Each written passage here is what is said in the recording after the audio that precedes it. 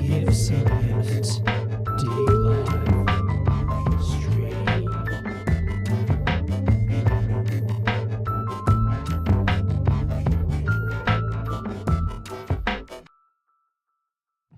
G'day, D-Live, and welcome back to the Give Some Minutes D-Live stream for a Wednesday afternoon affair. It has just gone 27 minutes past 3 in the PM for me. Good morning, good afternoon, good day, good evening to you, whatever the time it is, wherever you're consuming this content. You're always welcome right here on the Give Some Minutes, your stream, your rules, D-Live stream, looking into the My internet connection just went, you know what's going on? Are we good? Are we good? Are we good? I'm frightened that didn't... I'm frightened about that. Are we still live? I was just... Dude, I've had issues. I got big issues with my AC800. I think it's good now. I think I'm looking at this. I think we're good. Damn, that was a strange little glitch in the matrix. I think we're good though. If we're good, just say in the chat, we good. And I'm going to assume that we are good. I got an alert there though. The fuck is this doing, man? What is going on with my mobile broadband disconnected? The hell it is. I don't want that. I don't want that bother. I want to do this stream. Factory reset that shiz. That happened this morning. Are we even still here? I hate this. Fucking, can we get fiber? Can we just get a fiber internet connection? I don't want to have to faff with this crap. Alright, I'm gonna wait.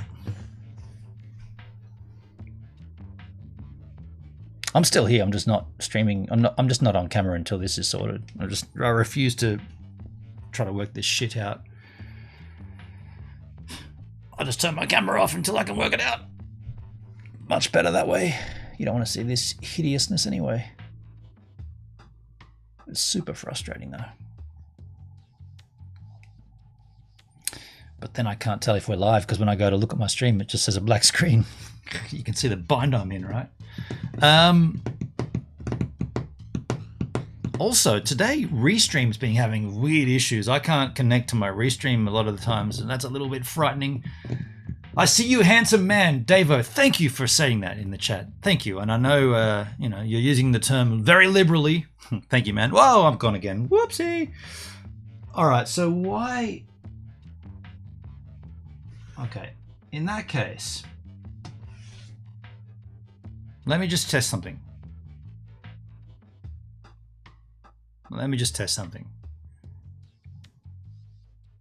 Thinking we're good.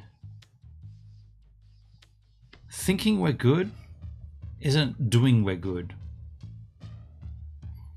Apologies for you irregulars here. You know that I don't normally have this kind of trouble, but I just had a bit of an issue. I'm gonna have to keep my eye on my AC800. I have got a new battery in there. I will say that it's a new battery.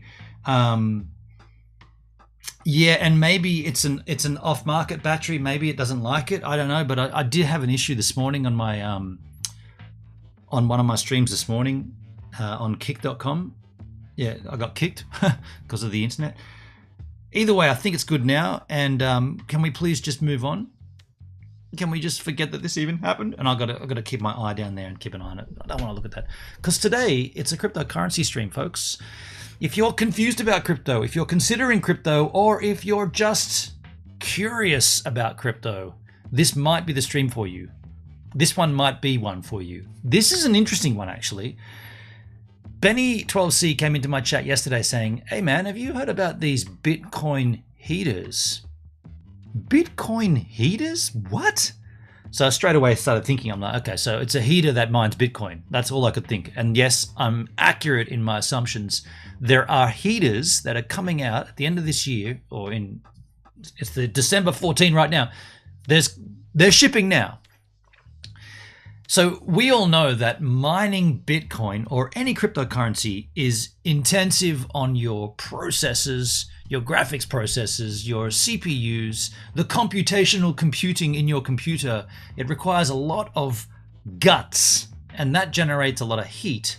So a lot of the times people that use mining rigs have to sort of do something with the heat. It's like, well, how are we going to get rid of this heat? If we're going to mine this cryptocurrency, we're going to have to sort of deal with this heat issue.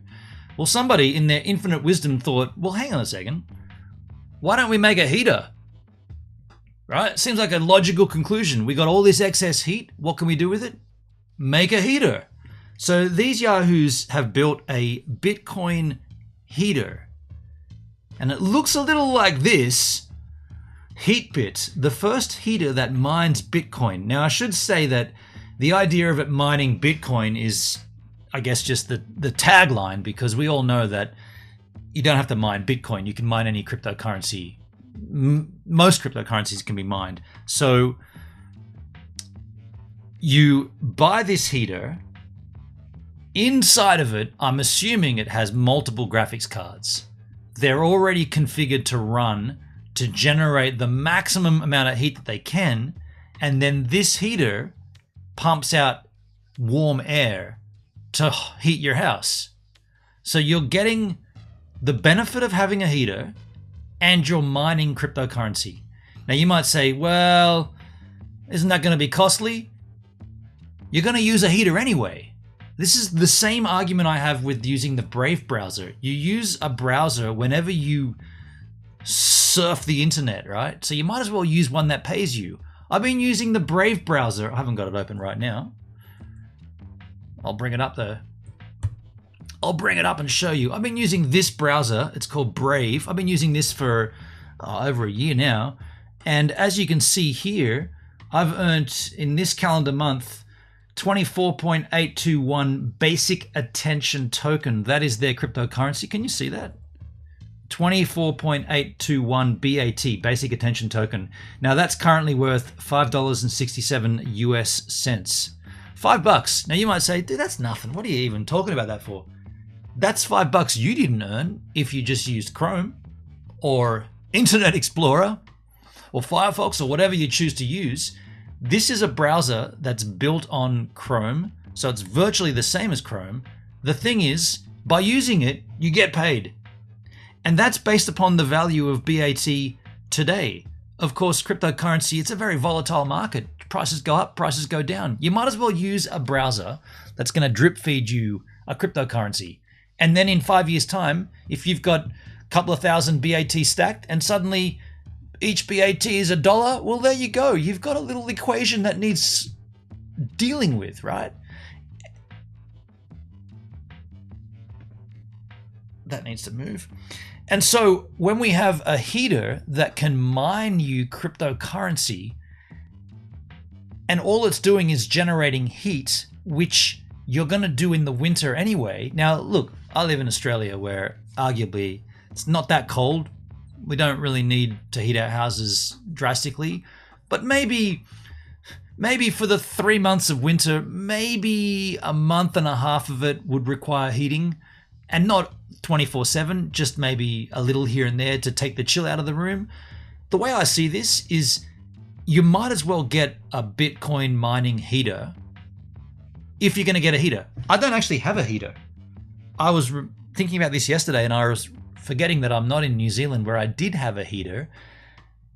So I'm looking at this in the sense that, well, I want to learn about it and then maybe I want to buy one and report back to you yahoos on how much earnings it's given me. So what we're going to do, let's take a look at it first. This is the website.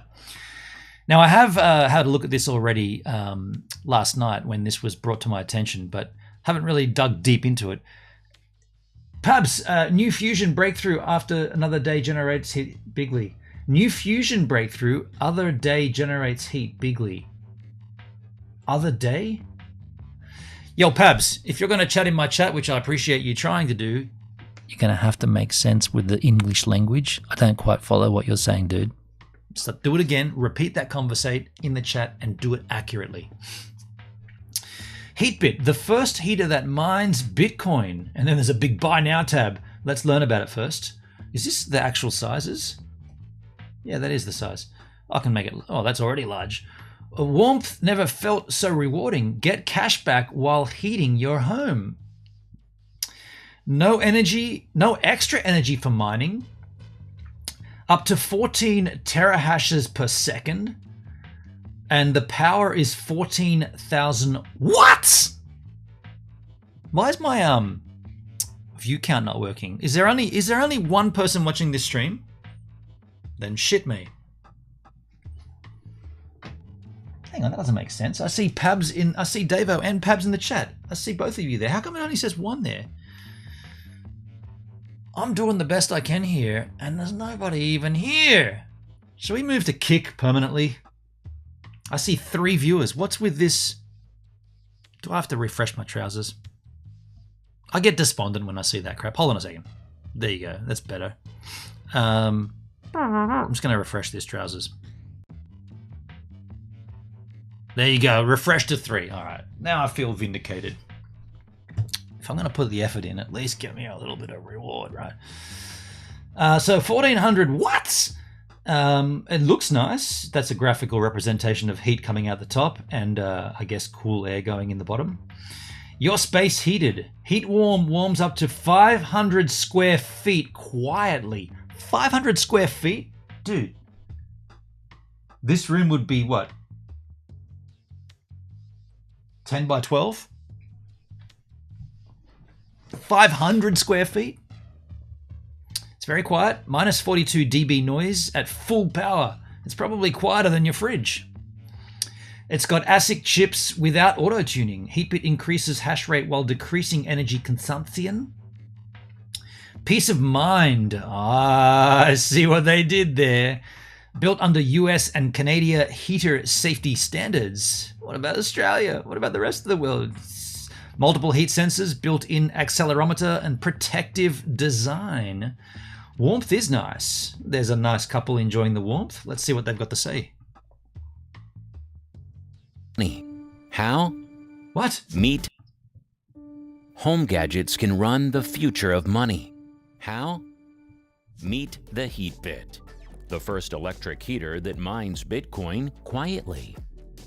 Silicon chips are used as the heating element inside the Heatbit. The chips run complex calculations mining Bitcoin and generate heat as a result. A usual heater generates 1400 watts of heat for 1400 watts of electric power. Heatbit does the same by mining Bitcoin for you at the same time. So you get rewarded in Bitcoin. Oh, wow. Dude, it's massive. That's huge. Look at that. Bitcoin for you at the same time.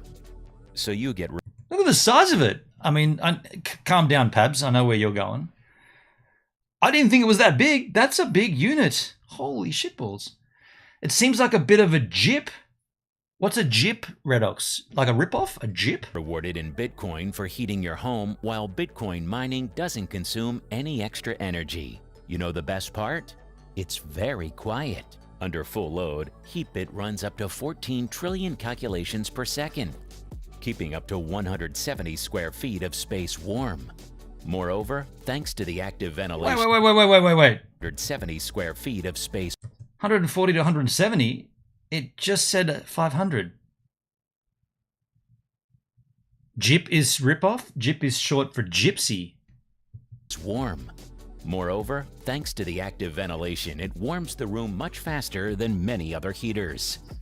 The Redox, how does a heater produce heat and mine Bitcoin without using energy? It does use energy. They just said it uses energy. It uses the same energy that a normal heater would use, except that it's also mining your Bitcoin. Did you not hear that? mobile app makes it easy to manage the heater and the mined Bitcoins.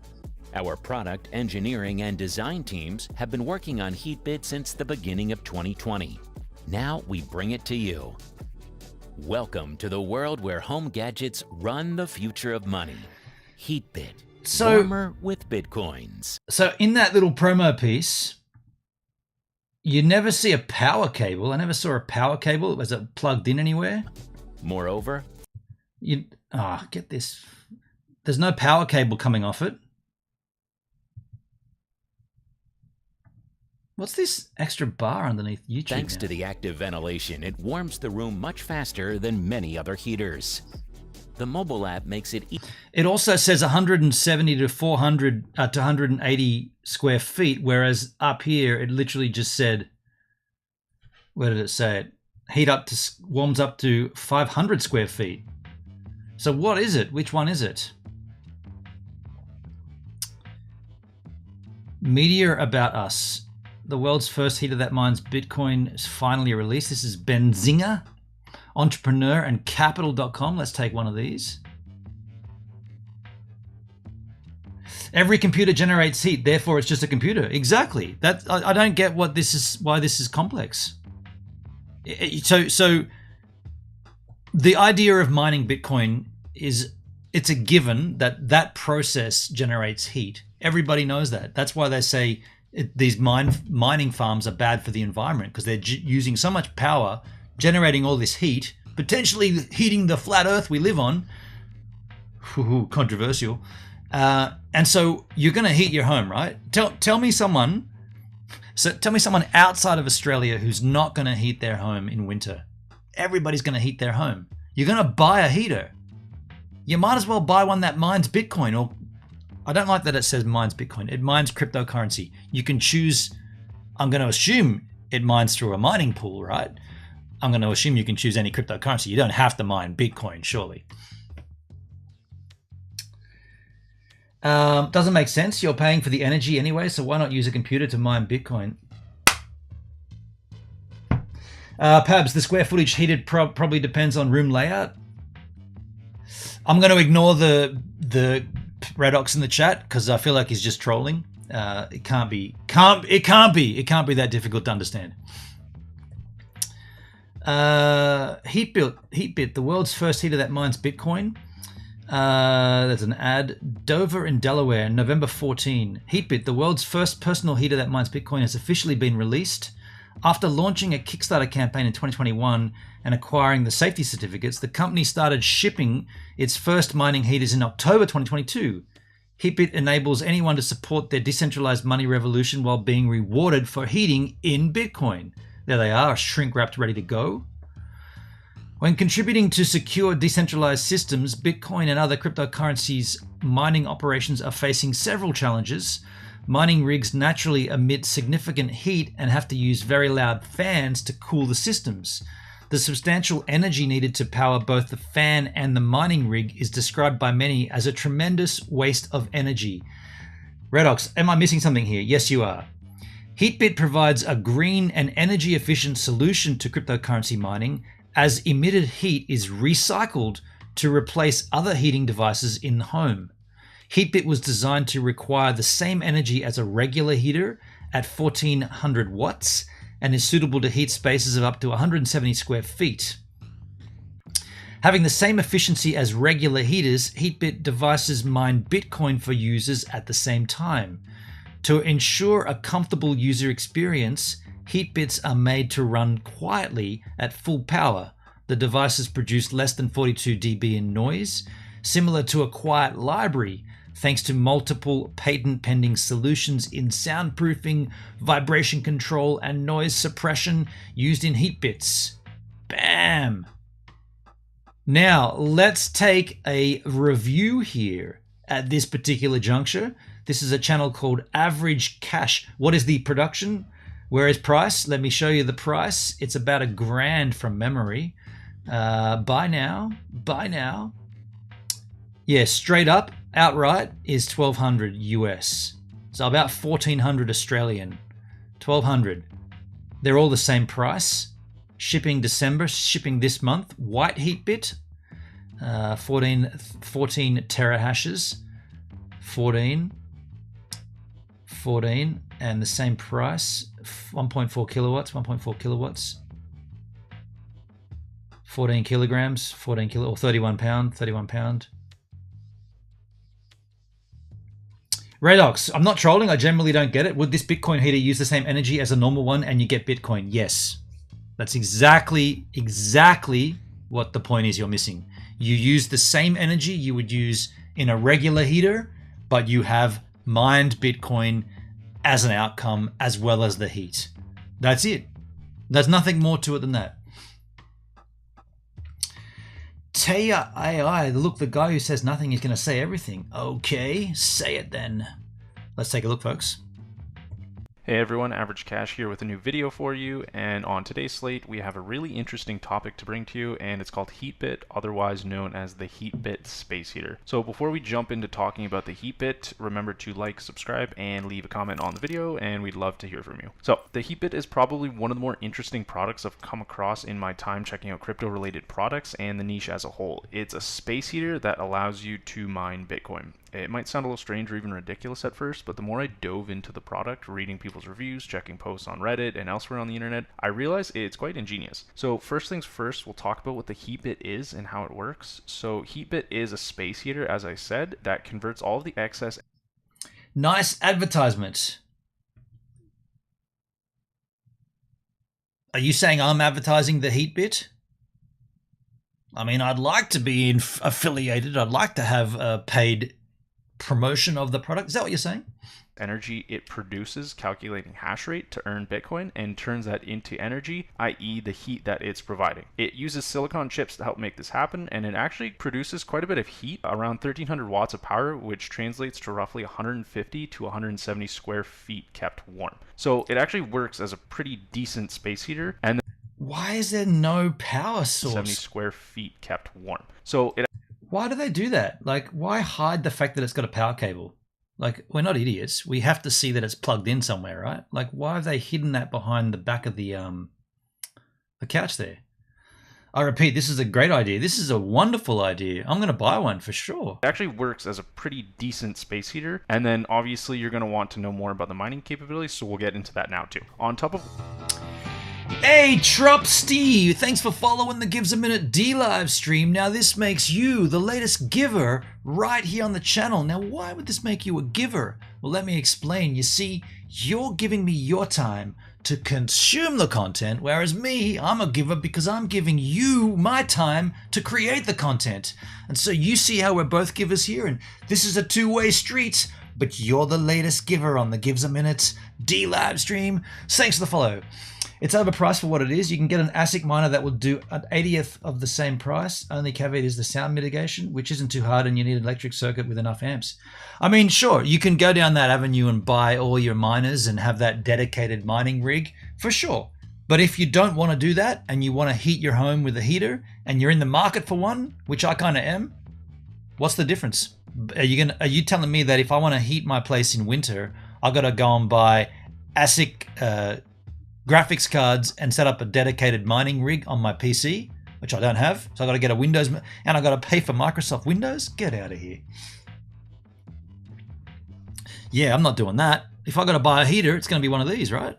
Warming your room or any place in your house, its hashing power or calculation rate is 14 terahashes, which is 14 trillion hashes a second. So it's powerful, but it's nothing crazy compared to other ASIC or GPU miners like Antminer S19 or Bitmain S17 Pro. So it still does a decent job, and they even have a calculator on their site to compare Bitcoin earnings to electricity used. But don't expect this to be the ultimate way for you to make money passively. But again, it's pretty good. So there's a slider on their site to help you adjust. So ASIC is a dedicated mining machine. It's plug and play. Right.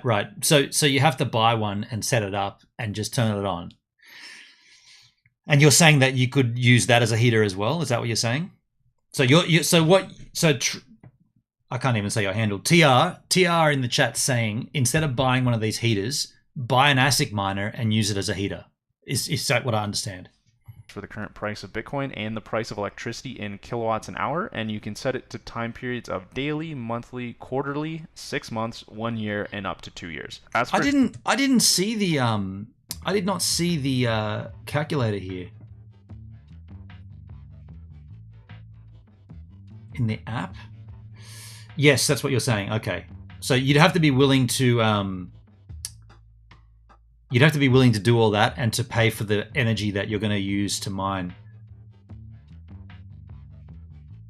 I don't see this. Whoa, wow, that's... What the hell is with this website? Seriously? They really did that? That's awful to read. That's got to be a mistake, right? How come they would choose those colors? That's killing my eyes. So there is no payment. Oh, that's payment for the device.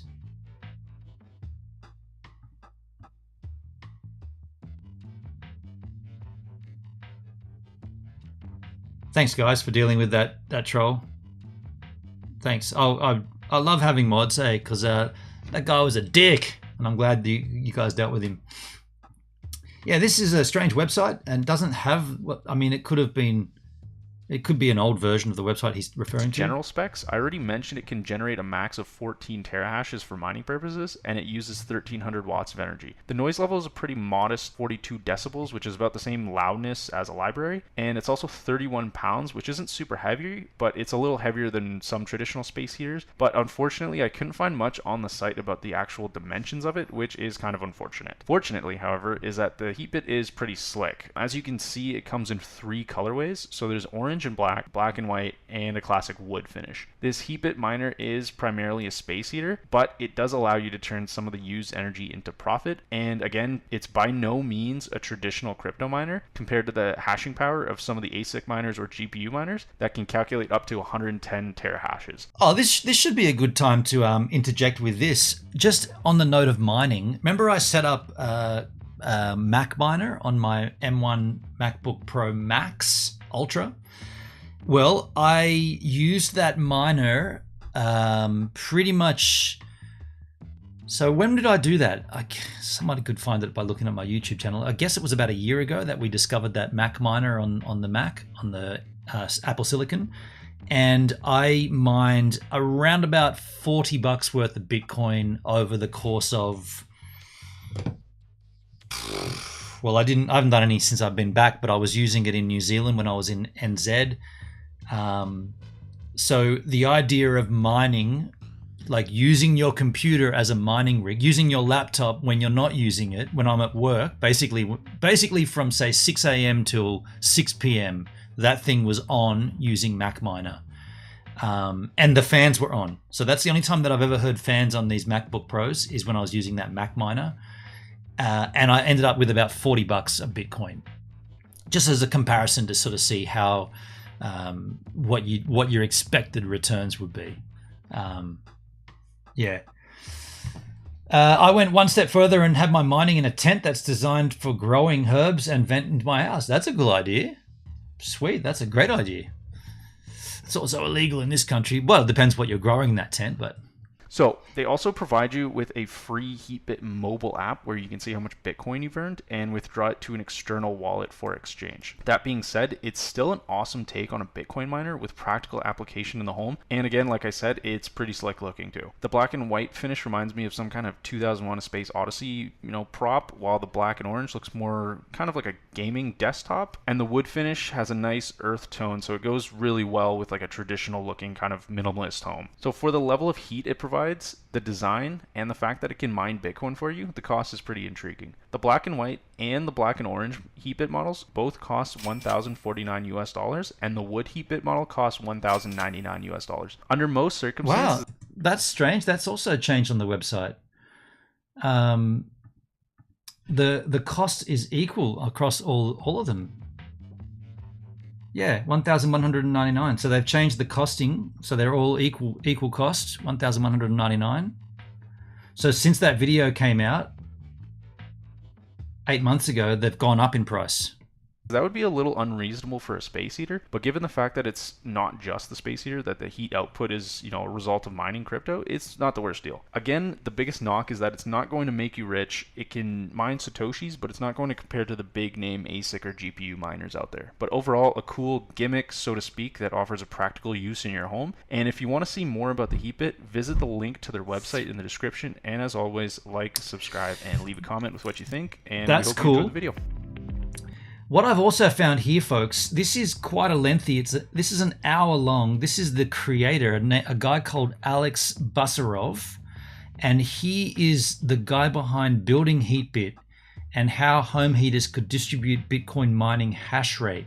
So this is from 8 days ago. I would love to spend some time enjoying this because I really want to buy one, and it's going to cost about 1,500 Australian, I'm imagining, including shipping. So I'm going to start saving for it, and I want to hear what Alex has to say about it, but I want to get a coffee. If we're going to sit here for an hour listening to Alex talk, I want to go and get a coffee. So I'll be right back.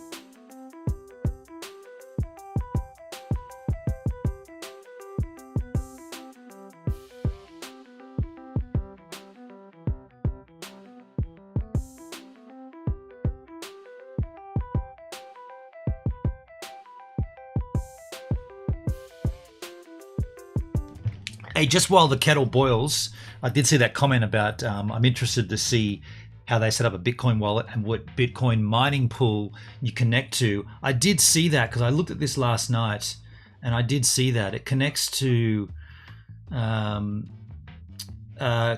NiceHash. Yeah, so that's all. Can't highlight it because it disappears. It connects to NiceHash. Oh, it doesn't go bigger, but yeah. It's powered by enhanced 169 ASIC chips with auto tuning. Are they upgradable? We're working on upgrade options for new and existing Heatbits to equip our heaters with more advanced chips and higher hashing power. Interesting. Yeah.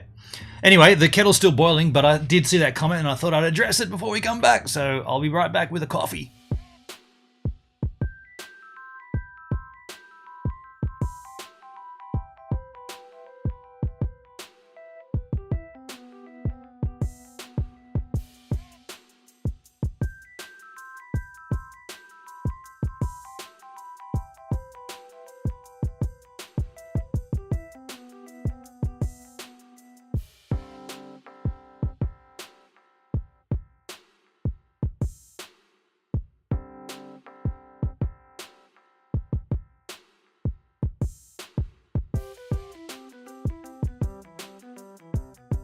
Oh, I had an idea as well. As I was pouring this coffee out, I was thinking, wouldn't it be sick to have, and Hendrik, you'll remember the stream we did where we looked at these solar, what was it called?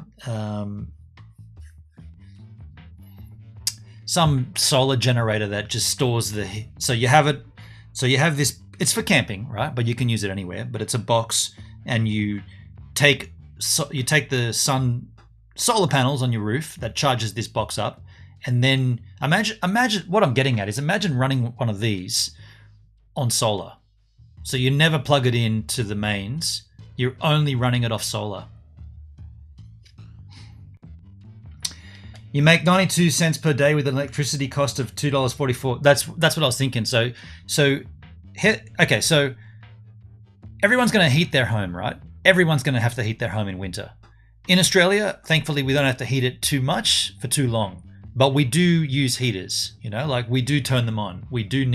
There are days when it gets cold enough in Australia in the winter to turn a heater on. So you're going to be using a heater anyway.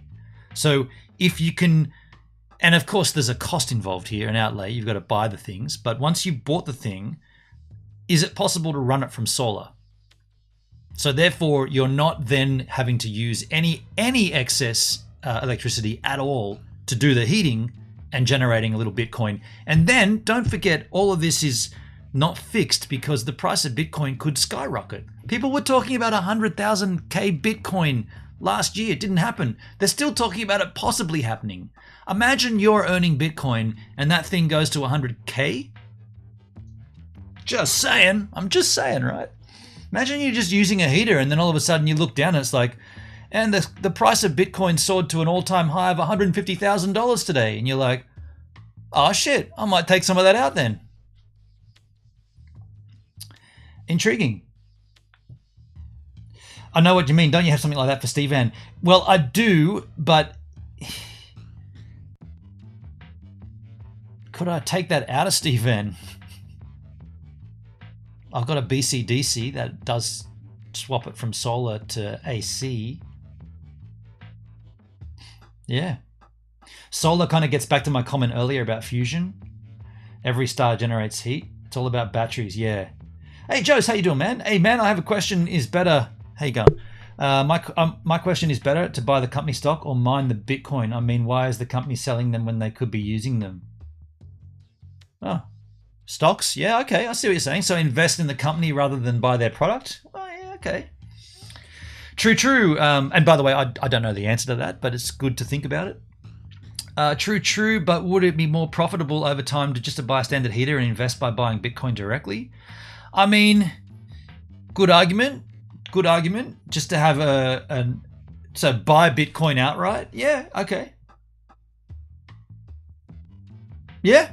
Okay. Fair. That's a fair point that needs to be considered. If you're going to buy a heater and you're thinking about earning a little profit on the side by mining Bitcoin, ultimately in the long-term big scale picture, you might make more money by buying Bitcoin outright and holding it and buying a heater.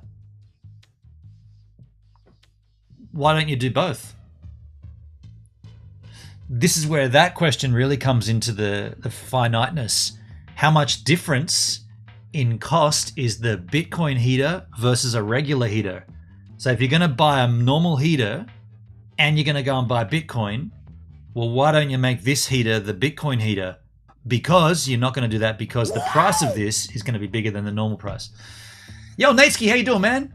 Did you see my bottle gives? Did you see my bottle? How you doing, Nate? Your bottle. No? What bottle? What am I missing? I don't know what you're talking about. Dugsky, how you doing, man? Dugsky. Hi, Gives and Givers, just listening and lurking. In Discord General. Oh, shit. Let me, in my Discord, let me open it. I don't really have Discord open usually when I'm streaming. It takes forever to load.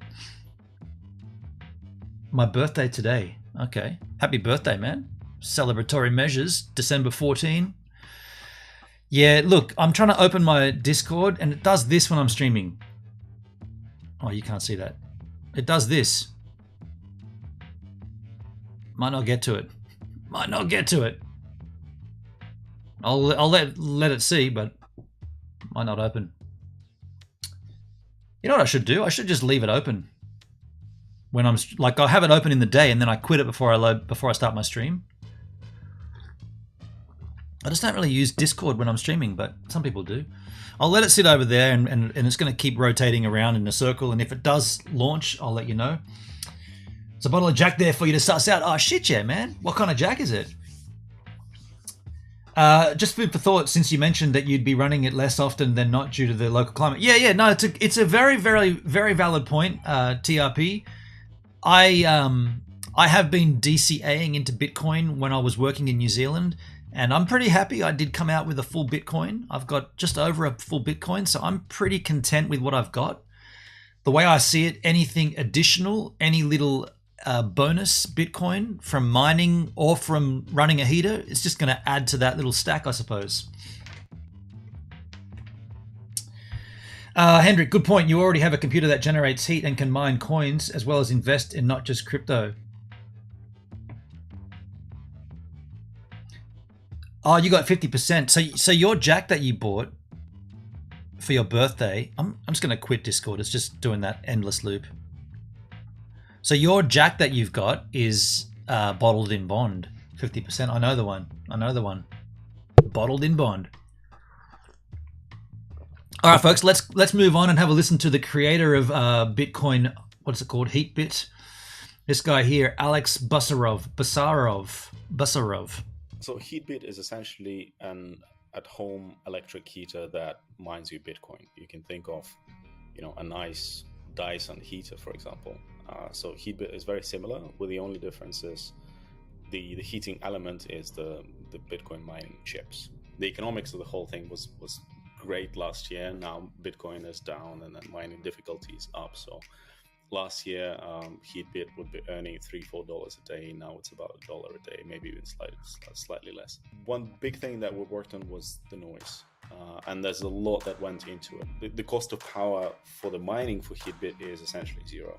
So when, like I mentioned, if Bitcoin price goes down, why has this got music behind it? We're hearing a guy talk about a product and there's this stupid music behind it. Well, other miners will have to turn off. Heatbits will keep working. Not for us, but for our users, right? So I think that's a pretty strong advantage. Alex Basarov is the founder of Heatbit, a company building an electric heater that mines Bitcoin. In our conversation, Alex explained exactly how Heatbit's product works. We discussed whether home heating could be a potential avenue to introduce millions more people to Bitcoin and Bitcoin mining. We discussed whether Heatbit plans to integrate Lightning Network payouts, and then we got into the vision and the roadmap for the company. Alex is asked to have his share of today's show splits sent to the Human Rights Foundation.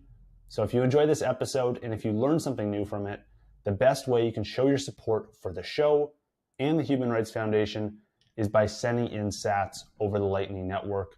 You get to decide how much. You get to use whatever podcasting 2.0 app you want. There are dozens of them, but my favorite is Fountain. Before we get into the show, just a quick message from our sponsors. Today's show is sponsored by Voltage, and Voltage is building the Lightning Network infrastructure toolkit built for engineers. Today's show is also sponsored by Stackwork. This guy's very unanimated. He's very like, I am reading this to you, and this is how I'm going to be reading it straight into the camera, and that's all there is to it. Stackwork is a lightning-powered transcription tool that takes the best of AIs and humans to create better, faster, and less expensive transcripts. Could this guy be AI? What's your take? Could this be AI? This could be AI. This could just be a program, right? Script edited, and it comes up with the default looking guy. I mean, he's a good looking chap. Could it be AI? Could be. Cohen, how you doing, man? AI bot. This guy strikes me as the type of fellow to close the drawers with his hips. Ah, what? Redox. What the fuck? Close the drawer with his hips? What a strange thing. But okay, I don't know if that has a distinct person, but I like it. We'll have more from Voltage and Stackwork later in the show. Alex, welcome to the show. I am so excited to talk about Heatbit and all the work you're doing there. I saw this product. Is this how it's going to be? It was making the rounds on Bitcoin Twitter a couple weeks ago, and I had to bring you on to ask all the questions that I had about it. But before we get into the details of the product and exactly what you're building, why don't we step back and give listeners an introduction to you? And you can start maybe by telling listeners about how you first discovered Bitcoin. Well, first of all, thanks for having me, for inviting me, Kevin. I actually first invited Bitcoin when I just started working, which was in 2008. Funny enough, I was born on the same day as the white paper was published. As in, we have the same birthday, not the same. Oh, what? So he discovered it when he was 0? That does not compute. Hey, by the way, I'm going to give you this link in the chat here, because this video 8 days ago, it's only had 161 views and it's got 0 comments. So if you enjoy what you're seeing, go ahead and give the guy some love on his channel, because this is interesting content and we're learning from it. Yet he hasn't got much views and he has got no comments. So go and give him some love. I'm not that young. I remember it was the financial crisis, and people, it was kind of tough. And I just started working, so it was kind of like I already had a job. And I remember hearing about it in the news and reading about it. And first it had this kind of negative publicity, right? Kind of with kind of negativity around how people used it, or presumed negativity around it. And that's how I first learned about it. I didn't have any at that time. And then fast forward, I came fully into crypto in 2017. It was actually my dad who started talking a lot to me about crypto. And my first reaction was, as I think it's probably a reaction of many people, it was pretty negative. My first reaction was like, come on, Dad, that sounds like a scam. Like, why are you talking to me about this? But then, as we kept discussing it, I started learning more and more. And, now I'm working in crypto, and I'm full on crypto and on Thanks, Dad. on Bitcoin, right? Especially running the Heatbit. Yeah, so you've been full time for the last 5 or so years, and your first interaction with it though was a few years prior. The first time I actually used Bitcoin was 2017. But first time I learned about Bitcoin, kind of heard of it, and kind of read a little bit about it was 2008. Wow. Okay. That's a huge gap. Back when the white paper was released. I remember seeing it on some news. Strangely enough, it kind of got caught by some report. I don't even remember what the news source was, but yeah, interesting. And then so talk me through why you decided to build Heatbit. Well, it's kind of a life story. I actually have a lot of background in energy. My first job was in a consulting firm, and as the consulting job, I did a lot of projects in energy, so kind of understand how energy works, production, generation, transmission. And back in 2020, that's when Heatbit started. I was in China, and the COVID started here, and I was under lockdown. We were the first ones to be under a lockdown, and kind of the rest of the world followed.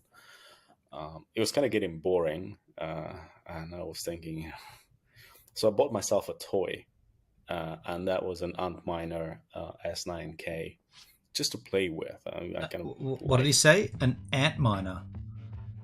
Antminer. Okay. He bought one of these. I guess he bought one of those. This website's sketchy. Okay, so he bought one of those just to play around, to mine a little Bitcoin. Hardware, digital stuff. And I remember turning it on in my bedroom and thinking, wow, this is so loud. That's made by Bitmain. Right, that's the miner. Hey, by the way, just as we watch this, how many of you would be interested in this product to buy it? Because it sounds like, and just given the lack of interaction on this Kevin Rook channel, it sounds like this kind of might have come.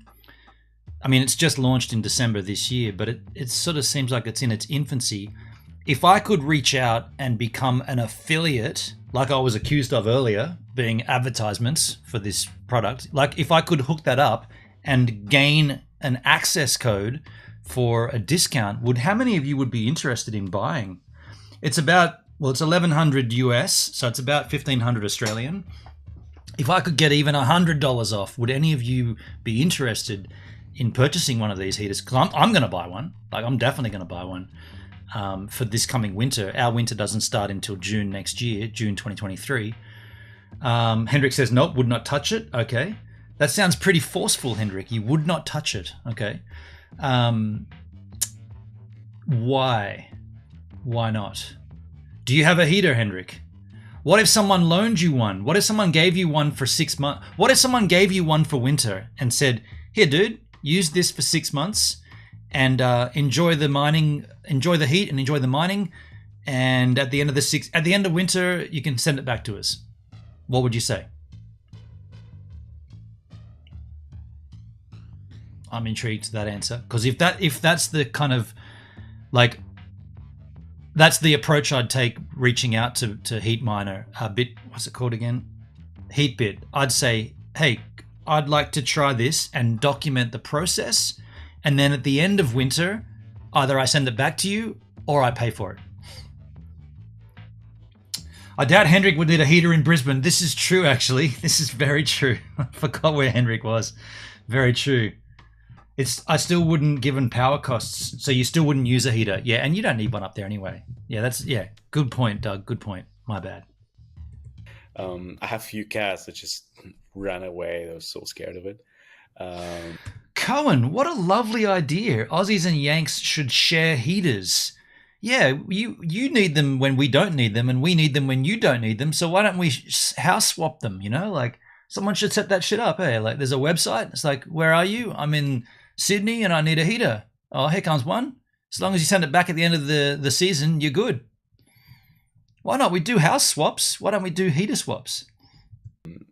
Hannah got really hot very quickly, and then the idea came pretty quickly. Well, if we solve the noise problem, it could actually be a very nice heater. Then I started speaking to friends, and then I saw people kind of getting excited about the idea.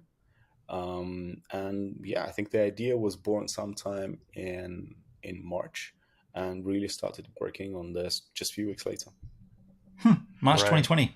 And so maybe for listeners who aren't familiar or who have not seen your guys' stuff on Twitter or on your website, can you share a high-level overview of how the Heatbit works and some of the technical specifications? Sure.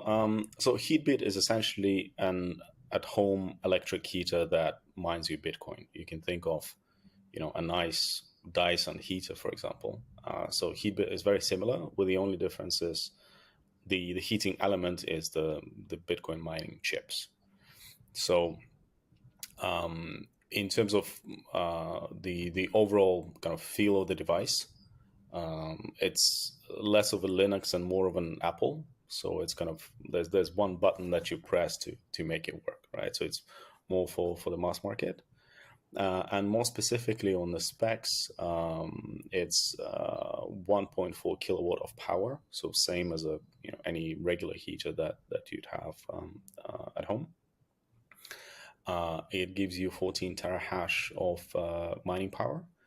And some people get confused with it, but it doesn't use any extra energy for the mining. So if you take a normal heater, normal electric heater, it would be transforming 1.4 kilowatt of electric power into the same amount of energy, just in the form of heat. So Heatbit does the same. It's just the way of transferring from electric power to heat is through mining Bitcoin. So it kind of does two things at the same time. Yeah. I mean, it's smart, right? Like, I know there's some conjecture in the chat and there's this and that. There's some people dissing it and whatnot. I think this is smart. Like, I love this multi-purpose kind of thing. Like, I'm thinking, why can't we do the same with wind? We always get northeasterlies blowing off the coast here every day. Why can't we somehow generate that into, like, why can't I put a wind farm up there and just get power from the wind? Like, what? Yeah, I just like this combining of things, multi-purpose. And so are there any efficiency changes when you think about the two ways of transforming electricity into heat? Those two you just mentioned, like, what does efficiency look like for both approaches? So if you talk about efficiency is a very broad term, right? If you talk about efficiency in terms of converting electric energy into heat energy, it's close to 100%. It's close to 100% for a usual heater. It's close to 100% for Heatbit. If you so that same amount of electricity is generating the same amount of heat at the end of the day. Yeah, roughly. Exactly. Okay. It's the laws of physics, right? The energy doesn't really go anywhere. So that's basically how it works. If you take a broader view of efficiency, if you look at the efficiency of Bitcoin mining, this is where Bitcoin mining doesn't really have to be consuming any extra energy. And this is, I think, the beauty of the device that we've built is if you take just Europe, North America, and a small part of Asia, just the residential electric heating takes over 600 terawatt hours of electric energy. Cohen, shipping them back and forth would make logical sense in this day and age. Is that sarcasm? Sharing heaters across the globe? Why can't we build a heat tunnel? Why can't we build a tunnel that goes deep enough to generate heat from the core of the earth and rise it to heat our cities? That was sarcasm. Yeah, I thought so. Whereas Bitcoin, now people talk about 200 terawatt hours. So if you think of these numbers, you quickly realize that most, if not all, of Bitcoin mining could be done with just heating, and then we wouldn't have any of this. Is that a new consensus method? Proof of heat? POH? Sarcasm, Iceland. Yeah. Is that what we're hearing? There could be a new consensus method for Bitcoin? Proof of heat. I mean, I like it. Negativity from the environmental viewpoints, and the stuff that we've been hearing a lot recently. Right. And then when you mentioned the specs, the device inside of the Heatbit is 14 terahashes, I believe. Yep. And so how does that compare to the existing ASIC miners that would be on the market for a Bitcoin miner today? So it's the same as an ASIC miner that you would have 4.5 years ago on the market. So as a miner, Heatbit would be an outdated miner. So as a miner, Heatbit is not great. Currently the miners can pull 100, 120, some 140 terahashes at twice the power consumption though. But that's kind of important for us to distinguish here whether it's really a heater or a miner. So let me describe it this way. When people ask us, oh, can I use your Heatbit? Can I use it in summer? The answer is normally, well, you can, but it's a heater. You shouldn't use it in summer. Right. So the difference that we make here is that for our users, because they need heat anyway, effectively the cost of energy used just for mining becomes zero, because they would spend the same electricity to get the same heat anyway. So they get this Bitcoin at effectively zero cost of power. I understand it's a bit conceptual, what I'm describing, but the only thing that he's not hitting there is the cost of the device, which you could, and we had this already in the chat, you could argue buying a heater wouldn't cost you $1,100, $1,500 if you're in Australia. It's I think very important to frame the thinking this way. Whereas, when you do mining just for mining, of course, you have to pay that extra electricity and deduct that from whatever. He said before you wouldn't use it in the summer, but what about regulated heat? So you could set a thermostat to say, I want my room or my house or whatever you're heating to be 23 degrees all year round. I don't care what the outside is doing. Well, if it's 27 outside, the heater just doesn't turn on, right? And you open up windows. And then again, that's not heating, that's air conditioning, isn't it? That's different. Also, just thinking about it, processing it in my head, I'd like to see a visual display on it that has the dollar value of Bitcoin as you're using the heater. I'd like to see the rate of the hash rate versus what's going into your wallet as the converted to whatever the Bitcoin price is on the day or in real time. Imagine you're sitting there watching, I don't know, the Lord of the Rings trilogy, and by the time you started watching it, you'd earned $7, and then by the time you finished watching it, you'd earned $12 in Bitcoin. And all you did was sit on your ass watching a movie. When they sourced the parts for this, the computer chips to mine Bitcoin were at an all-time high, so they have to recoup the costs. Is that a fact? Yeah, because it's 2 years ago, right? So 2020. Yeah, you're probably right there. Yeah, true. And he did say that it's outdated in terms of mining rigs, but it's not a miner, it's a heater. So that sort of covers everything, right? That puts them in the clear, right? We're not selling you a miner, we're selling you a heater that has the added benefit of, for no extra cost, mining you some Bitcoin. Yep, you're not going to get the same rate that you'd get if you went and bought a mining rig outright. You're going to get what you would have got if you bought a mining rig 4 years ago. But then don't forget, the price of Bitcoin today isn't what the price of Bitcoin was a year ago. The price of Bitcoin today matches what it was more than 4 years ago. So if you're in a volatile market, as someone always reminded me, cryptocurrency is a very volatile market. You wouldn't want to be a fool, but the price fluctuates up and down. So if it drops to an all-time low of, say, $300, right?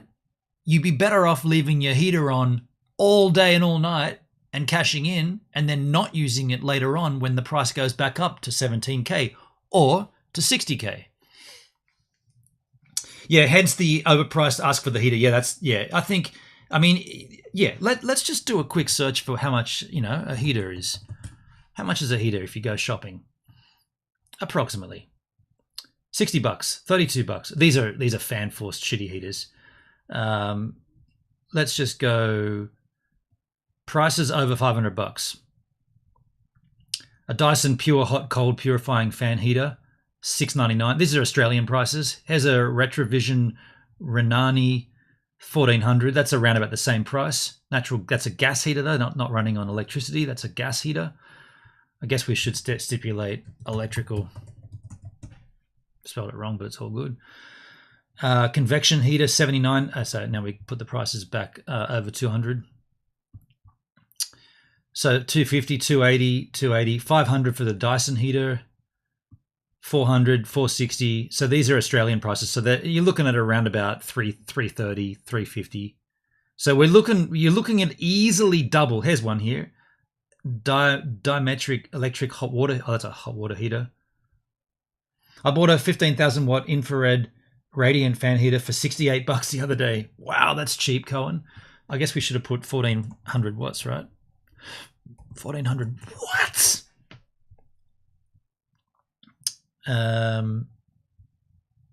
400 watts, 1,000 watts heat output, $147.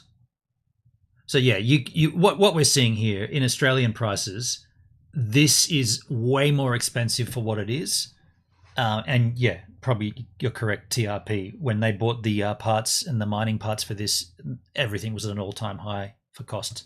Mine earnings that you've got. At the same time, for us with Heatbit, it doesn't really make sense to use the latest chips, because those chips are expensive. So if you have a very high cost of capital, if you have very high investment into those chips, you really need to be utilizing them the whole year. And you don't do that with a miner. So for us, it really makes sense to not use... That was a fraudulent slip. He meant you don't do that with a heater, because you don't run it all year round. It's the latest generation of chips, but they use the chips that are slightly outdated so that the cost of capital would be cheaper. And we could make the device a lot cheaper as well. Right. So how does the price of the device compare to a standalone heater that is not mining Bitcoin? Depends what kind of heater you take. There are heaters that are kind of $50-$60, but those are not really good quality heaters. I think we are a lot more comparable to a high quality Dyson. So in terms of the features, in terms of the Wi-Fi connectivity and things like that.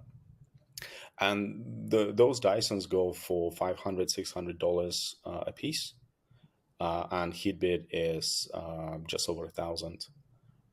So effectively, you get all this mining capability for about $400 extra. Interesting. Makes sense. Now, I want to hear more about this distinction between, building a mining machine and building a heater. Like, it seems like those are two different things, and that this product, by combining the two, I wonder if there's any worry that you don't build the best miner, you don't build the best heater, you're building this kind of like product that's in between. I wonder if there's any risk of it overheating. I'm being serious, right? Is there a potential for too much heat? Is that something that people are looking for? Is that people, right? Because like I know there's a group of people who want the best miner. I know there's a group of people that want the best heaters. Is there a group, I guess, of people that want a miner that is also a heater? Well, there is. People buy. It's a new market, that's for certain. Right. People were buying last year. The economics of the whole thing was great last year. Now Bitcoin is down and then mining difficulties up. So last year, Heatbit would be earning $3-4 a day. Now it's about $1 a day, maybe even slightly less. So yes, people do like it, but they don't just buy it for the earnings. From the discussions with a lot of our customers, many of them buy because they want to be involved in the community. They want to support the network. There is the economic effect that I was talking about, that essentially this kind of mining doesn't consume any extra energy. So with all the positive environmental energy impact, but at the same time, it makes it a lot more distributed. We may have gone the wrong way with this huge warehouses hosting thousands of miners. Definitely. Of course, it comes together from the economies of scale. The price of electricity is low, and that's why I went that way. But with using heating for mining, the cost of power goes to zero, like I was describing. And not only that, but it also becomes a lot more distributed, because everyone... Does that mean, though, places, and I think who mentioned it before in the chat, Iceland, places like Iceland, they're going to have these proof of heating consensus farms, right? If Bitcoin ever turned to proof of heat for their consensus method, imagine there were farms of heat farms for places that need permanent heat, right?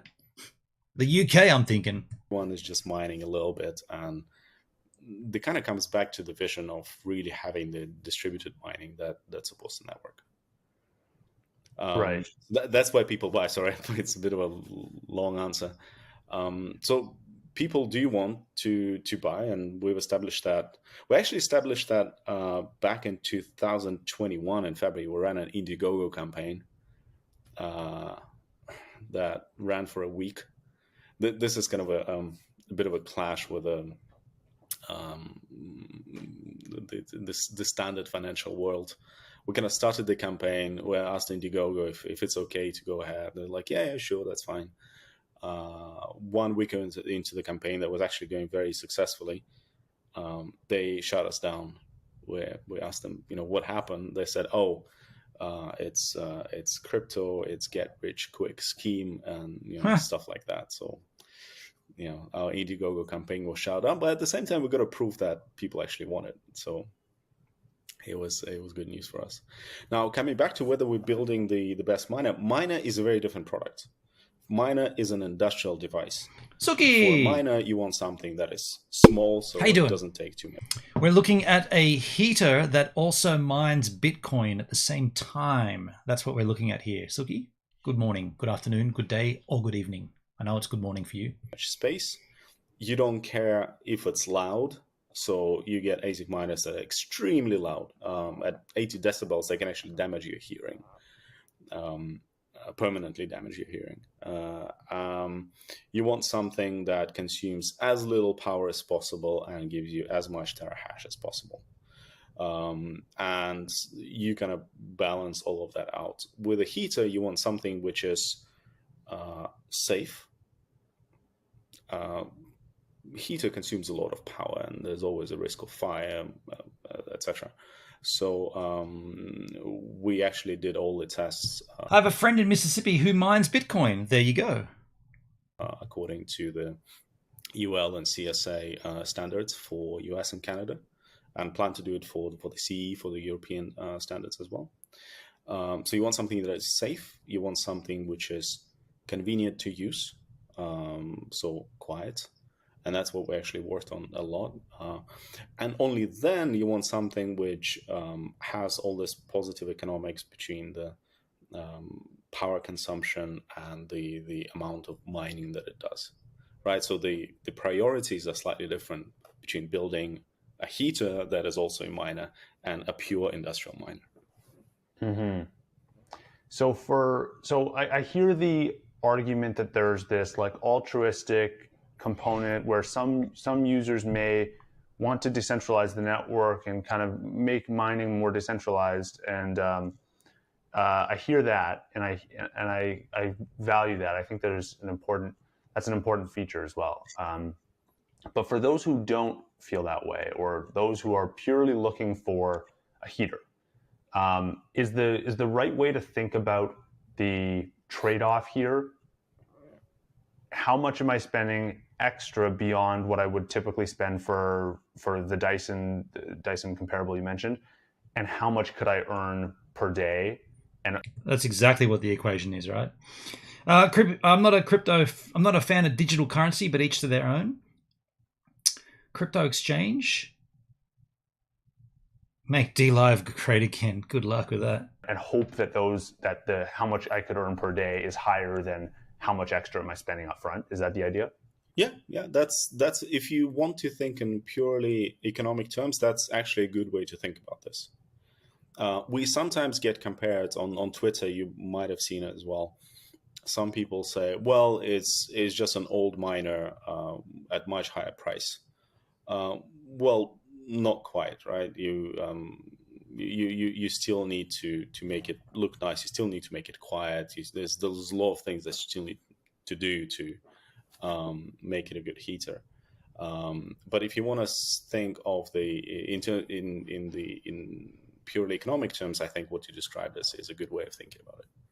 So he's not just selling an old mining rig disguised as a heater. Right. Okay. And so right now, I believe you mentioned that the Heatbit last year was earning up to $3 or $4 a day. Now it's about $1 a day. So if your delta there for the upfront cost is $400, the expectation would be that if you can earn back 400 days at today's prices, you break even on the purchase price. Is that right?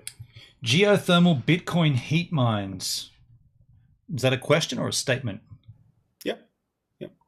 That would be Now, good. Yeah. Now, one thing that Bitcoin mining has in its favor, and I guess this goes, it works against Heatbit, is that the hash rate is always going up, almost relentlessly. It just tends to go up, up, up, up, up.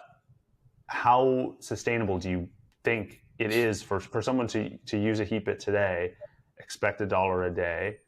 A year from now, what if, maybe that's only 50 cents or 30 cents, or how do you think about the increasing of the hash rate? It's only $1 a day if you're running it 24/7. Exactly. Making it economically viable for someone to use a Heatbit when they have a set piece of hardware that is becoming a smaller fraction of the overall mining capability of Bitcoin? Yeah, fair question. Mm-hmm. Well, there's two parts to the answer here. One is we do plan to make the heating unit replaceable and upgradable. Hendrik, this is just for crypto fanboys. Stay away, people. Oh, wow. Really? Yeah, you're not into it at all. Well, you're a no coiner, right? You're not into crypto at all. Okay. Good to hear. Good to hear the other side. So that when time comes, when we are ready, we can let the users have more efficient chips inside the same device. So that's going to helps to keep up the economic benefit of the heater. So that's the first. What happens if, and I hope this is a question that Kevin asks, but what happens if, in all seriousness, what happens if Bitcoin moves from proof of work to proof of stake? What happens then? Is there going to be a side chain that splits off Bitcoin proof of work? I follow crypto, I just don't invest. Yeah. So technically you're a no coiner. Yeah. But second part is Heatbit does have an interesting benefit when price of Bitcoin goes down. So with general mining, the industrial mining that has to pay the electricity price, if the price of Bitcoin goes down, they have to turn off mining because it becomes uneconomical. And every industrial miner would know the price of Bitcoin at which they break even. If it goes lower, they start losing money. It never will. It's written into the original white paper by Satoshi. I mean, I have read the white paper, and yes, the consensus is obviously part of the building blocks of what it is, of course. All right, then what about this? What about when all 21 million coins are mined into existence? What happens then? And when will that occur? Where are we now in terms of how many coins have been mined? How much Bitcoin is out there already in circulation of the 21 mil max supply, including all the lost coins, right? Including all the stuff that no one knows where it is and on hardware wallets in some dumpster in the back of the UK or whatever, and all the lost coins. And how long until there's no point mining it anymore? A no tokener, yeah, no coiner. Hence why some call it the crypto version of gold, because the consensus method will never change. Okay. For Heatbit, once you have the device, there is no such price. If Bitcoin goes down to $1 a Bitcoin, you can still keep on mining. The transactions still need to be verified on the blockchain. It will always need miners. Okay, so there will be no reward for mining? I mean, now we're getting into deeper conversation, which I enjoy, but I'm just trying to understand it. If all 21 mil of Bitcoin's supply have been mined into existence, and the validators are still consensus method of proof of work by validating the chain for transactions, what are they getting in return? There's 19.2 mil already in circulation. And the hash rate's getting harder and harder and harder. So what's the forecasted for those last 2 mil? Anybody know? What's the forecasted year to mine the last 2 million. Let's call it less than 2 mil because we know there's a whole bunch missing.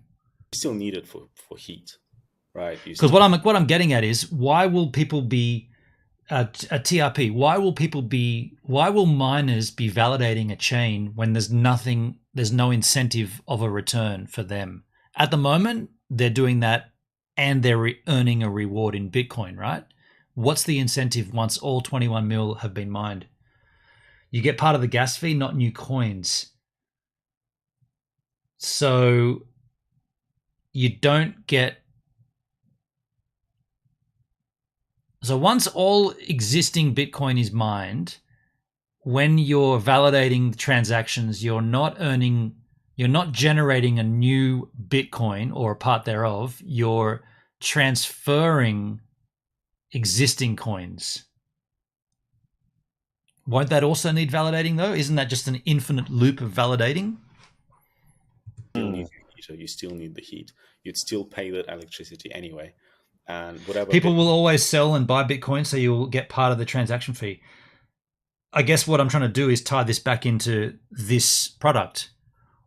And that's why I asked how long until all Bitcoin is mined into existence. Because if that's 2 years from now, or 5 years from now, or 10 years from now, if the hash rate gets progressively harder and harder and harder and harder, then you've got a physical device that's effectively only a heater at one point, right?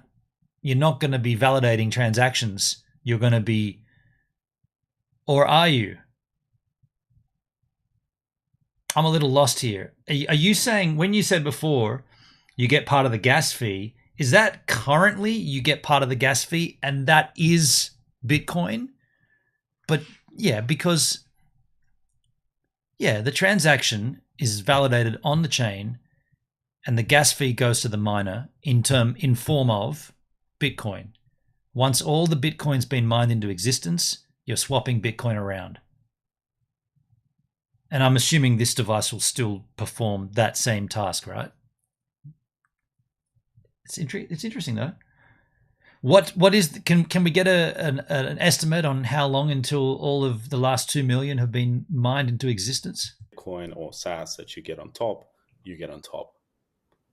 So in that sense, during the downturns, there is this additional benefit that you get, that you actually, relative to other miners, you're doing slightly better off.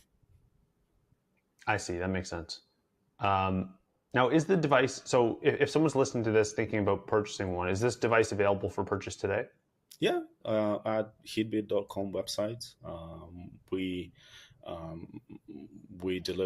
focus on North America, so United States and Canada, but we deliver to Europe as well.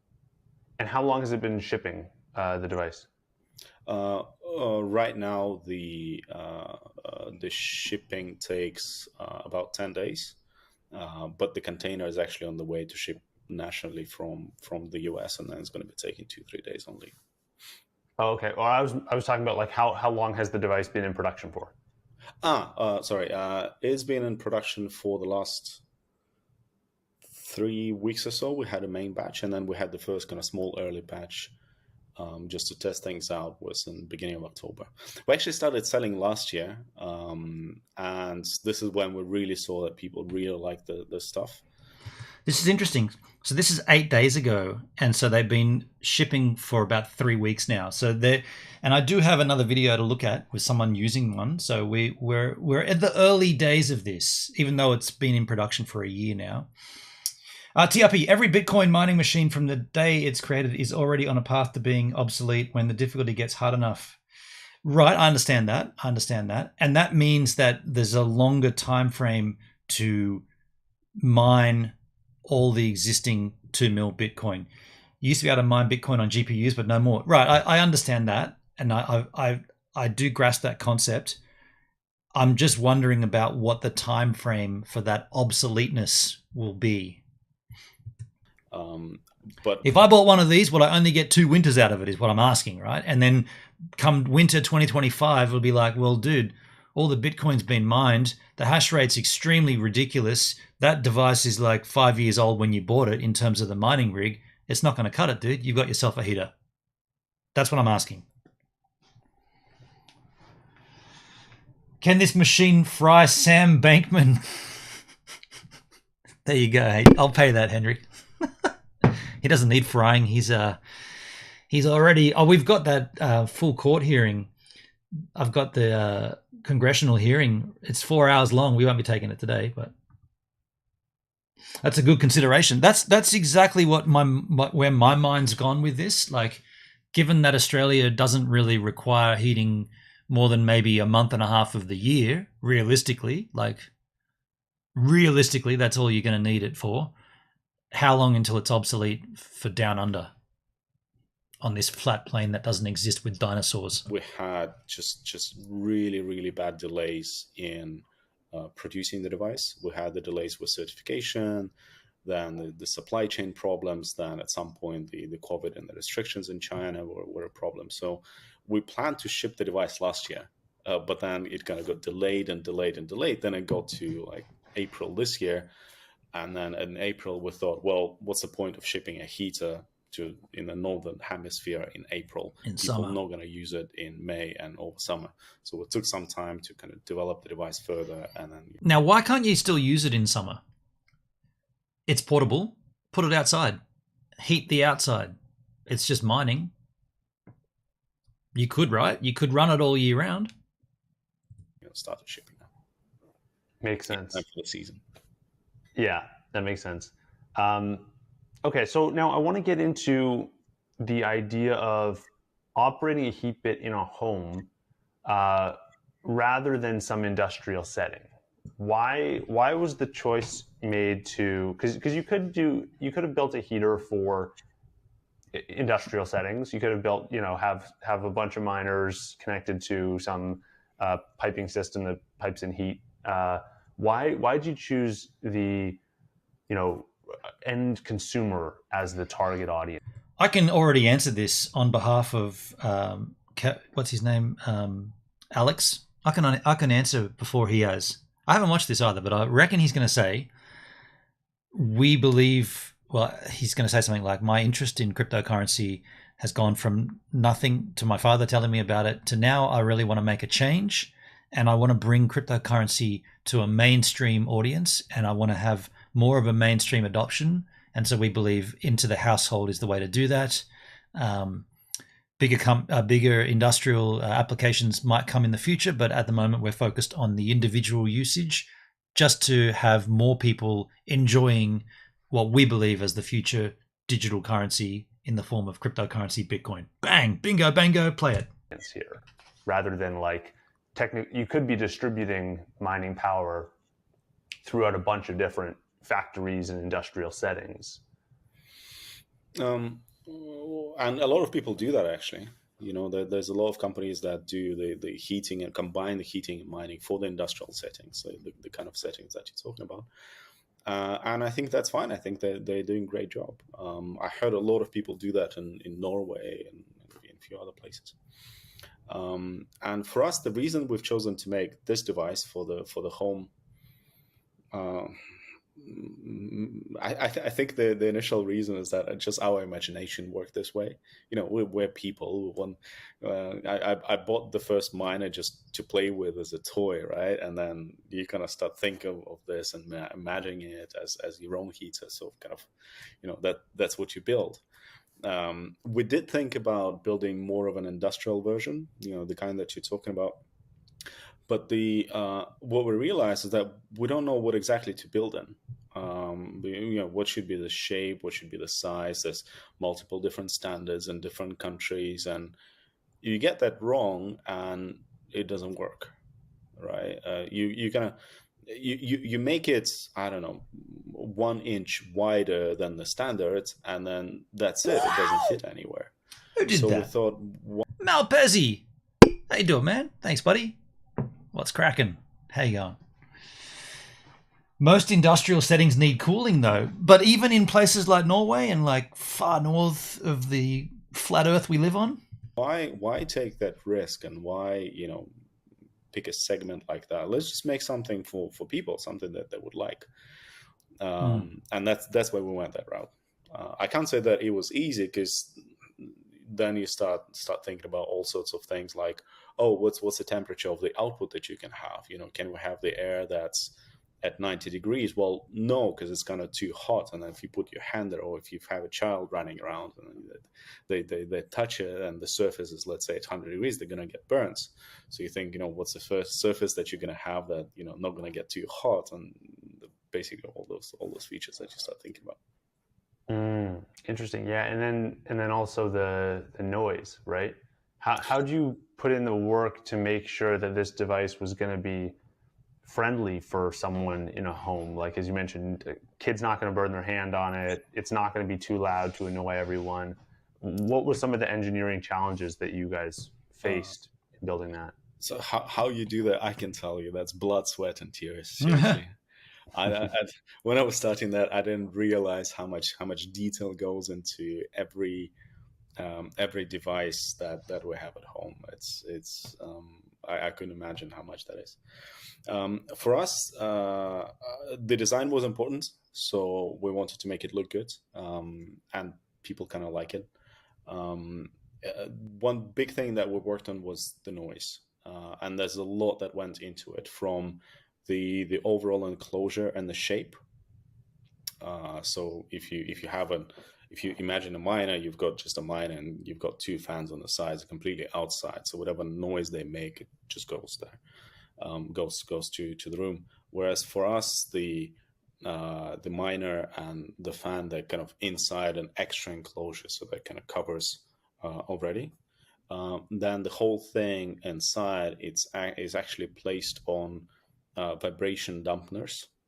So at first it used to be a spring, then we replaced it with rubber dampeners. So essentially the fan, when it works, it generates the vibration that generates the noise. So if you have this vibration dampener, it kind of dampens the noise and the vibration. The fan itself, just the shape, the power of that fan, is something we've worked on a lot, finding the right fan, finding the right suppliers to make the fan very, very quiet yet very powerful, was another big thing. Then there are other things like multiple layers to cover the noise, and things like the sound insulation. You know how you probably seen those studio music recording rooms, right? In the studio, Yeah. there's like special shape on the walls. So we have that. They're called baffles Inside Heatbit, so that also consumes some of the noise. And as a result, you get less than 42 decibels of noise at full power. Probably wouldn't tell you much. If you compare it to normal AC, Heatbit is actually quieter than the AC that I got at home. It's probably quieter than a fridge, right? It's pretty quiet, and that's at full power. At night, if you don't want that much heat, you kind of put it at lower power, and then you can sleep right next to it, and yeah, it doesn't disturb at all. Hendrik, I bet Johnny Ive didn't design it. Dude, when he left Apple, that was the greatest thing ever, hey? We could get back to actually making like products that do things instead of just look good. Like, it's the thinnest laptop we've ever made. Yeah, but you took everything off it. That's why it's so thin. Where are all the ports we need? Oh, no, we don't. We believe you're going to...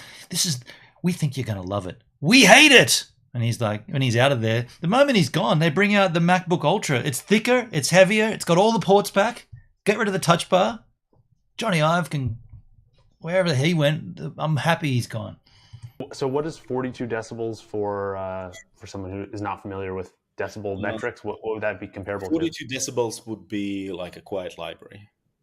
You kind of hear a little bit of the noise. Most of the noise that you hear with Heatbit, it's actually the friction of the air coming out of the device. There's like a filter. You know what they could have done? They could have put a speaker in it, and it could have been like a Bluetooth speaker for your... you got your heater and you're hanging out, and you want to play some tunes? Yeah, you can just Bluetooth to it. BitCoin laundromat, aka the bleach pit. And then when the air comes out, there's friction that's created, and that's what creates most of the noise. Now, I don't know if you remember this product. There was one a while back there was a company building, I believe it was called CoinMine. Mm-hmm. They had I think it was a CoinMine 1. It was like this PlayStation kind of device. And I haven't heard of it in a while. I don't think the product worked out. I think the company is I believe the company is no longer operating. But I believe it was this like PlayStation style device, and it was exclusively a miner. It wasn't meant to be a heater. What do you think went wrong there, and how do you guys iterate to make sure that, you know, because you're operating in a similar segment where it's like a consumer facing application? What went wrong with that, and what did you learn from kind of their missteps to design Heatbit and build the way you have? Well, I don't know what went wrong there. I can only guess, right? So, I actually heard from one other person that they're no longer operating. I guess it's true. Well, from what I understand, their approach, what they were selling was an easy way to mine crypto. So that was more of a Deja vu. It's happening to me right now. I got deja vu of this whole bit. Did I just ruin it by stopping in and saying that? That's weird. Of kind of like a toy, right? So you buy something and then you've got this. Nah, it's finished. The part until I stopped it was I'd already heard him say that. Deja vu. Miner that's just easy to set up. So, you know, you could play with, similar to how I bought my first miner, you know. I was more I wanted to play with it. I wanted to kind of, you know, play with an IPs and play with different software and etc. Whereas they made a device that is easy. So that's, you know, you could buy it for your kid, or you could use yourself. What's he talking about? It was kind of cool. Coin but that's one. where it ended, right? There wasn't much more to it. Whereas what we make is something that's a lot of people need. A lot of people have heaters. There are, you know, a $10 billion market for home heaters. You know, people buy heaters, and the question is, you know, what kind of heater do you want to buy? You know, you can buy a normal electric heater, or you pay a little more and you get a heater that mines Bitcoin. And, you know, even if you're not from you don't understand Bitcoin, or maybe you're not really interested in Bitcoin, then people will start thinking of this as some sort of a cashback that they get. In fact, we might even turn it into the functionality within the app that, you know, if people are not into Bitcoin, they might, you know, just get fiat back. And depending on the price of electricity, there's just going to be a discount on the power bill from anywhere from just a 5-10% discount if your tariff is very high to 50-80% discount if your power is a bit cheaper. I hope you're enjoying the show so far. Just a quick message from our sponsor. Voltage empowers engineers with the tools to integrate Bitcoin and Lightning Network payments within their business stack with an enterprise-grade experience. The team at Voltage is building the complete tool set so that you can do more than simply spin up nodes. I'm gonna put my you can shoes also on here. understand It's a little and cold back interpret here. your node's data. Their new product, Surge, gives engineers the ability to quickly solve I problems need a and Bitcoin optimize miner their in my heater in operations. my shoes. With node insights and visibility through time series data, Poker time. Interesting you get concept. dynamic It is. and complex insights that were never available before. You can get complete control of your Bitcoin and Lightning tech stack with insanely fast onboarding, advanced client-side encryption, and How long does zero this have? management infrastructure to make backups, networking, and upgrades simple. Get a free 7-day trial today at voltage.cloud. Now, I have to ask about an idea that has been on top of my mind since we started this conversation, and that is the Lightning Network. Mm-hmm. You mentioned that users are going to be earning potentially a few dollars a day. It's a pretty small payment. It's something that is possible to do on chain today, but not necessarily in the future if fees get higher. Have you considered allowing people to stream these payments over Lightning? Definitely. Actually, we had some thought about that some time ago, but I was really thinking about this quite a bit in the last few days. Just the idea somehow popped up, and I thought, well, you know, it would kind of really make a lot of sense for our users. So I think we're going to put it on our product roadmap. But right now we just have so much work to do to bring the heater to the market, deal with all the bugs that come up. Gigs. I think for the next Hello. season we should have it. For this season, I don't think we'll have the Lightning Network yet. So until Lightning is integrated, what does that flow look like for a user? If they're earning money, do they have a withdrawal limit? When does it settle? What's that time frame look like? Okay. Good questions. You remember how I mentioned that what we decided to build was more of an Apple rather than Linux, right? So Yeah. we really try to make it easy for the users. And that does mean that we take some of the steps that are not necessarily considered that kosher within the Bitcoin community. Uh-oh. So Is this a centralized middleman? Are they acting as a middleman? Hope not. On your half an hour break, watching you. Thank you, Giggles. Thanks for slinging by. On your break skis. When the Bitcoin is mined, it's mined in a pool. We use NiceHash right now. But we do plan to add other mining pools, so the users could basically choose the pool that they're mining with. Now, NiceHash. Do I use NiceHash? Which one was I using with MacMiner? NiceHash. Just want to see the user interface. No, I wasn't using this. No, I wasn't using that one. Doesn't matter. They're all pretty much the same. NiceHash was just had very good API, and that's why we picked to work with them. Then the Bitcoin, once it's mined and we can get it out of NiceHash, it goes to BitGo, the custodian.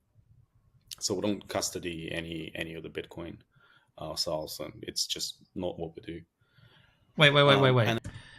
It goes from NiceHash to BitGo. Why doesn't it go from NiceHash to your wallet? What's BitGo?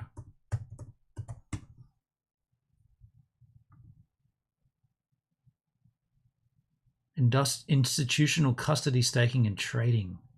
So you got to sign up for a BitGo account, and it goes from NiceHash to BitGo. Then it goes out to your wallet, and I guess they take a slice of the pie as well. And on the user, that's what kind of happens at the back. And then on the user side, they see the mined Bitcoin in the mobile app, in the Heatbit mobile app. And then anytime they want to withdraw it, they input the wallet address, press the withdraw button, and it's done. Okay, so you don't need to know about BitGo, but that's the back end. NiceHash has a history. Pools are the way to go. Yeah. Oh, definitely with a pool. I just can't remember which pool it was I was using with MacMiner. I guess we could find that out pretty easily. MacMiner, that's the old version. Go to Xcreate, this guy. And I haven't been using it since I came back from New Zealand. Since Ethereum changed from proof of work to proof of stake, he hasn't really upgraded it to work correctly with ETH hash. Which mining pool did it use?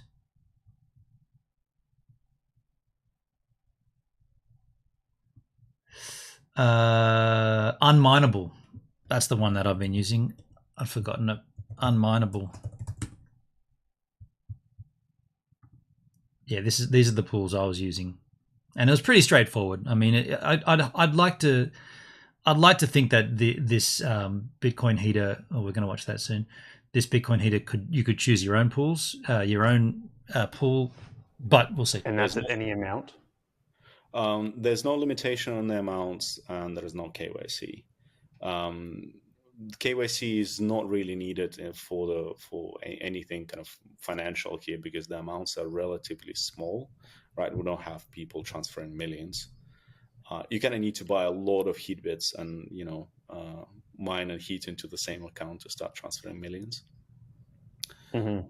So yeah, there's no issues with KYC. Plus, we didn't want to create this kind of additional barriers for the users with the KYC. Right.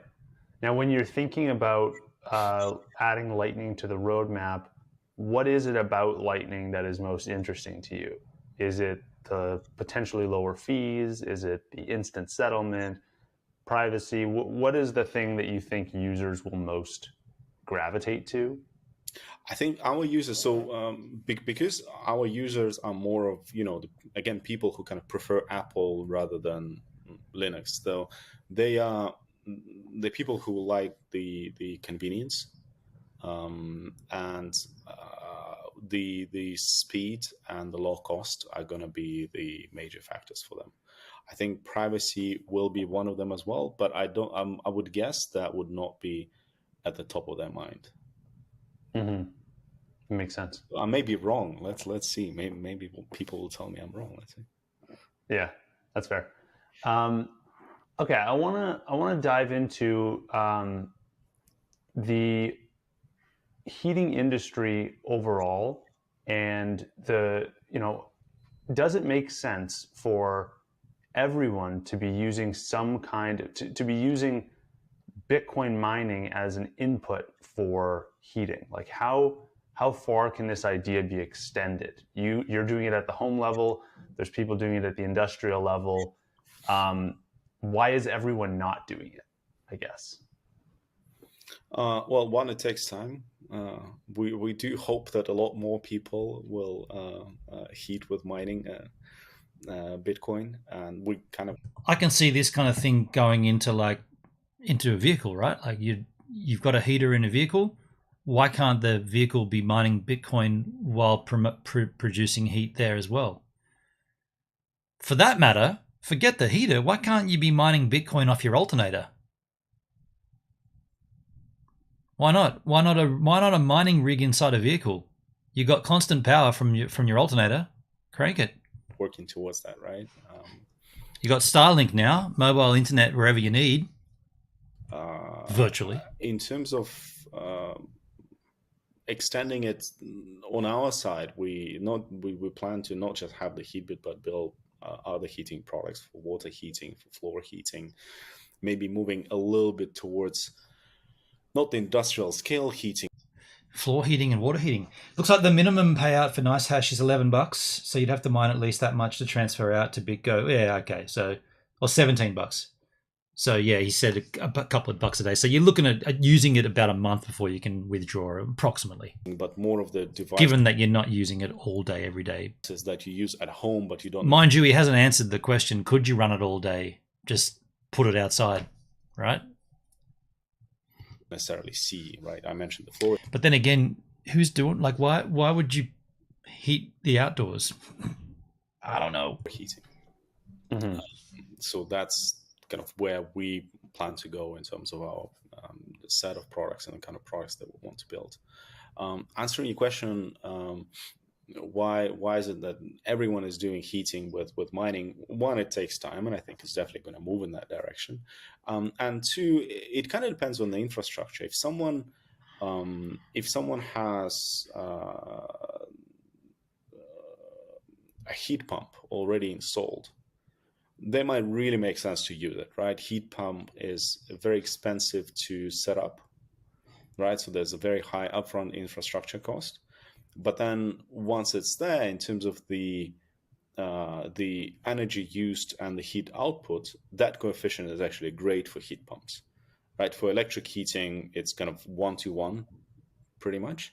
Whereas for heat pumps, you use the energy to compress the air, essentially, right? And it works in a similar way like a fridge, just in the reverse, right? So it takes the heat from the atmosphere. So for unit of energy spent on kind of compressing the air and doing all that process, you get several units of heat, and heating efficiency is very high. So in a lot of places, that solution will make a lot more sense. But then you have some areas where investing into a very efficient heating solution doesn't really make that much sense. Like we had orders from Spain and Greece. You'd think, have to go to sleep. Good chatting. Good night all. Thanks, TRP. It's have a good sunny, sleep. And yeah, See you it later. is sunny. It's very hot in summer, but in winter it does get a bit cold. And then you need a bit of heating, but then you don't have the full heating infrastructure that you would have in the Scandinavia, right? So then you use electric heating, and then when you use electric heating, using the distributed computing or Bitcoin mining starts making a lot more sense.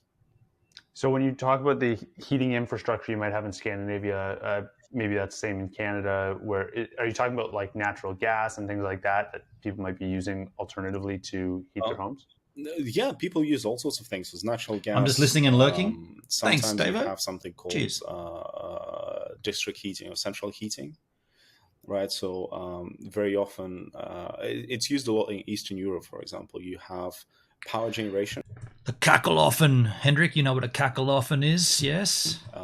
So when you generate power with gas, there's a lot of heat that's being created, and you can reuse that heat for actually heating.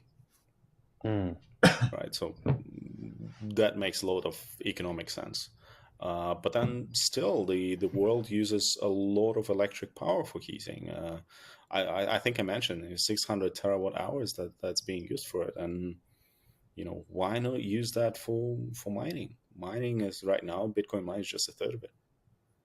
Right. Okay. So you see a future. Is it fair to say that you see a future where all the electricity or all the energy that is used to heat someone's home or heating in general, that will first go through Bitcoin, and it'll be miners that generate the heat and then pass it on to the end consumer? Is that the idea? I would say that's the direction where it's going to move. I don't think it's ever going to get to 100%, because after all, just a very cheap, small electric heater is still going to be much cheaper than using the silicon chips to mine. So that does have its own advantages. But I think a big part of heating is going to be done with the chips. So that's going to be Bitcoin mining or maybe other distributed computing applications. What's that? If you can play devil's advocate and let's steelman the other side of the argument. What is the argument for never using any Bitcoin mining chip and just using your heater as it is today, and not even being affiliated to Bitcoin at all? What's the benefit there? I think there's two arguments. One is just the usual miner is probably going to be cheaper, just because the chips have their own cost.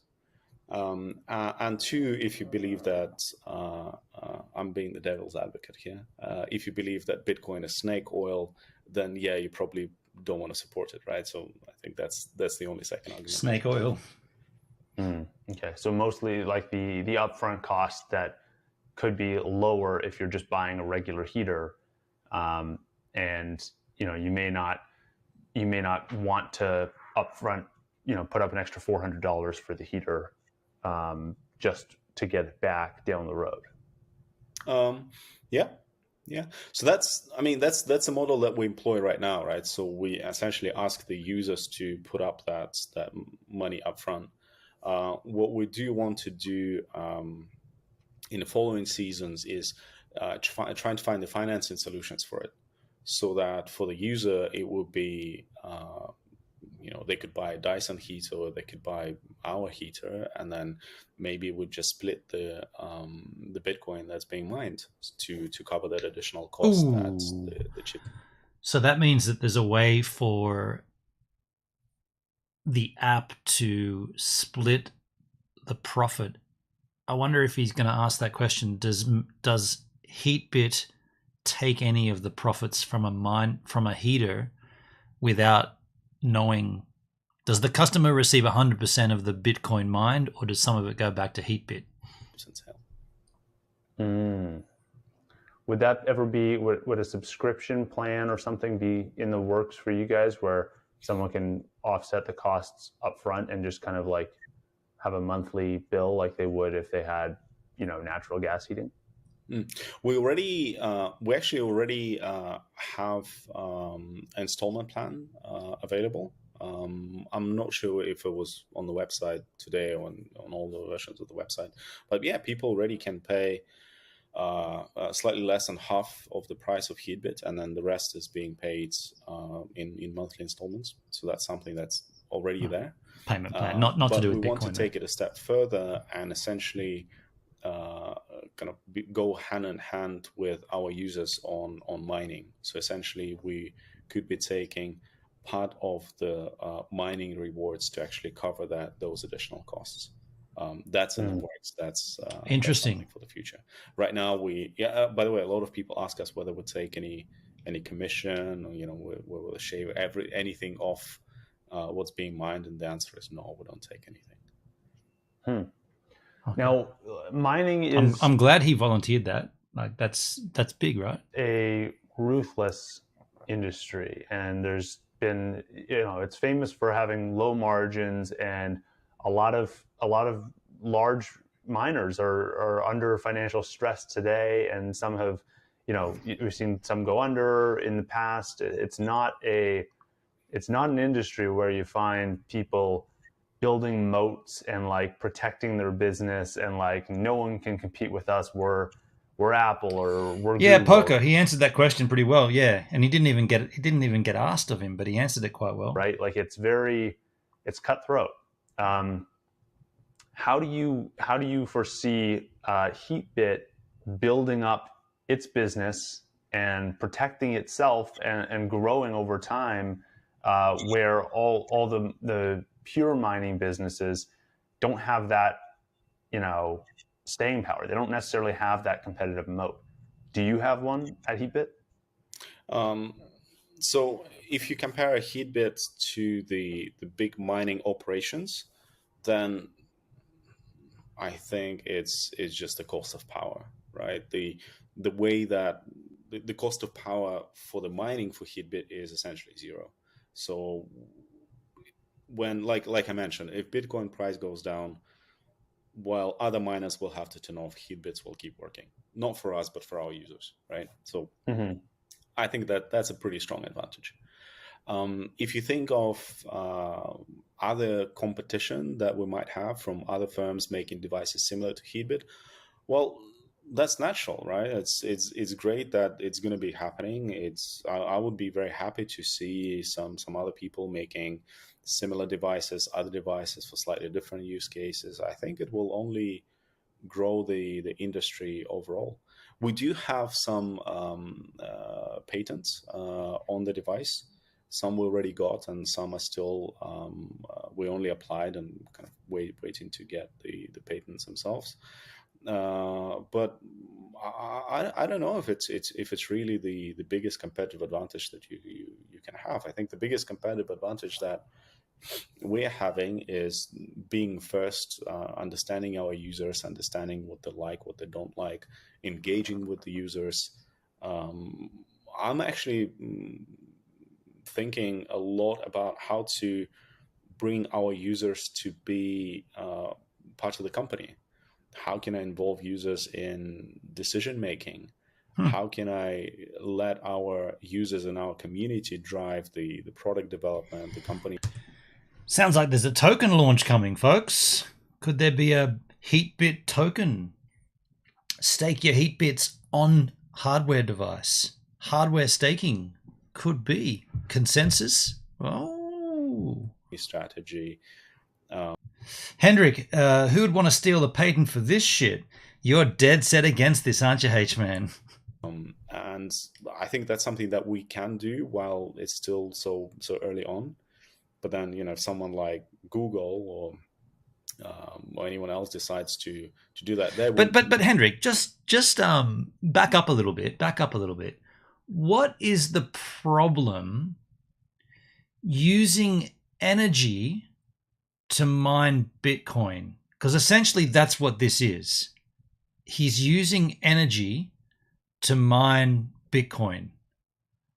I don't really see why that's rubbing you so raw.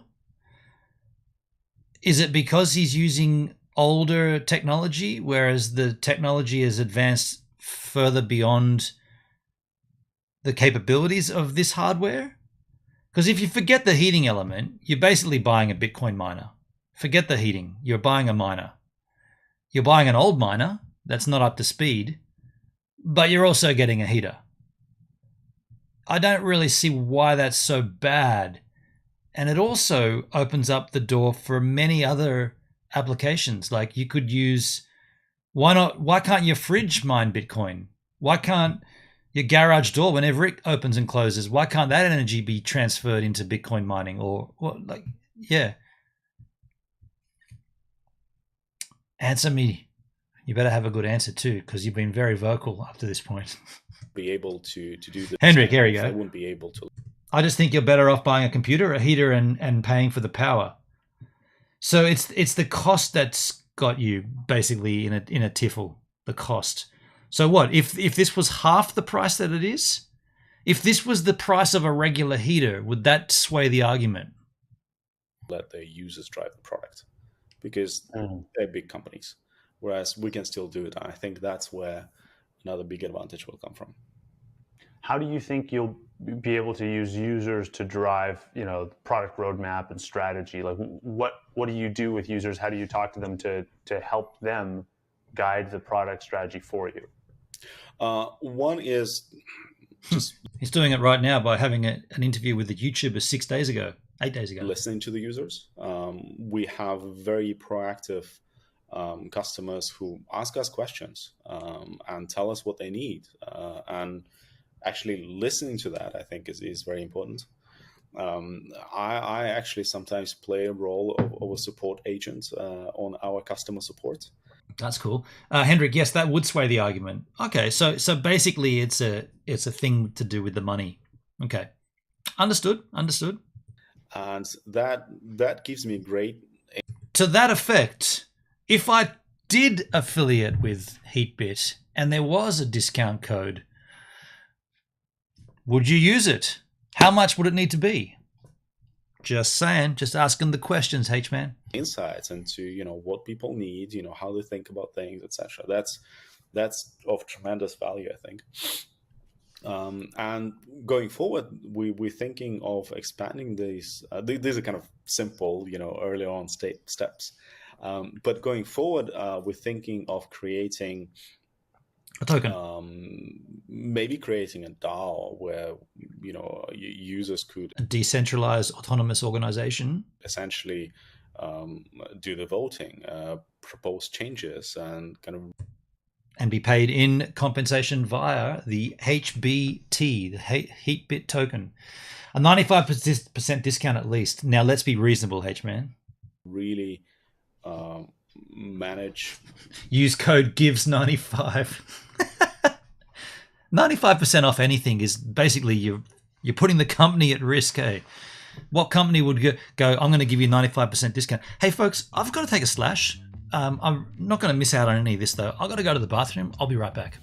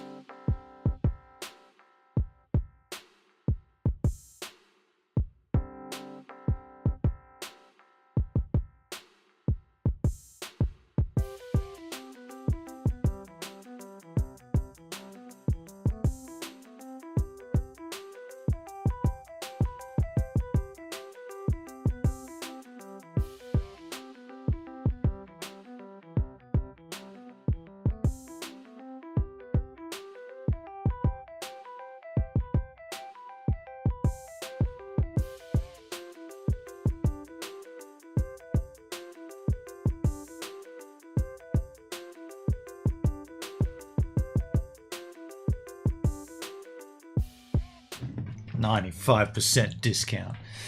Poker time. Hendrik living in Queensland thinking he would use a heater 4 times a year. I mean, that's if I have a chat, like I'd like to reach out to Alex and have a chat with him, and that would definitely be part of the conversation. I'd say, what's the approach for Australia and like Japan and like the Asia Pacific region? Because, well, definitely Australia, we don't really use heaters. So is there going to be a targeted approach for our market?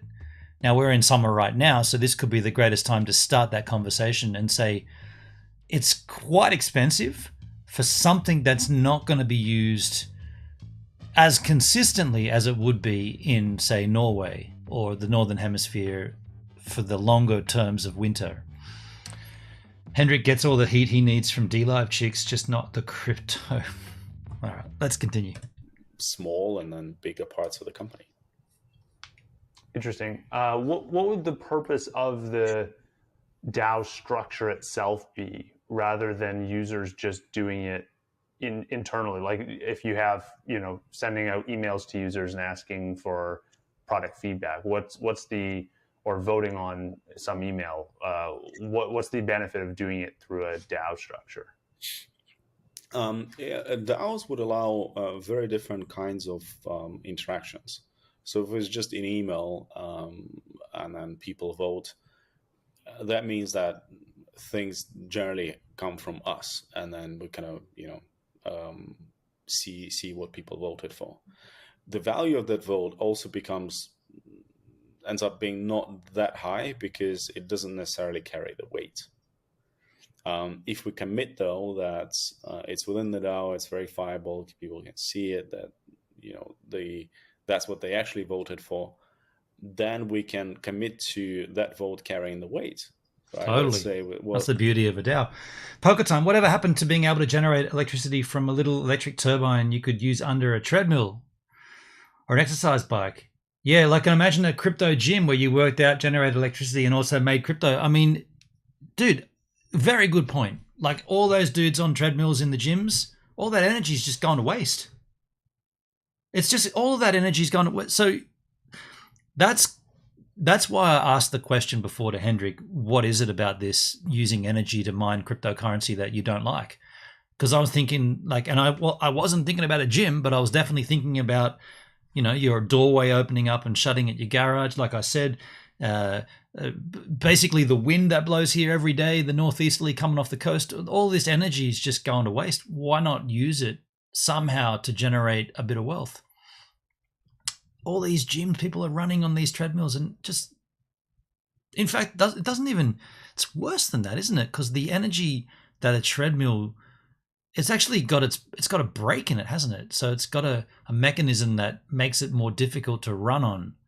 So that is like regenerative braking, but the energy that creates just doesn't go. Like, when you set the steepness and you change the angle of it. So I want to be running uphill and I want to work out harder.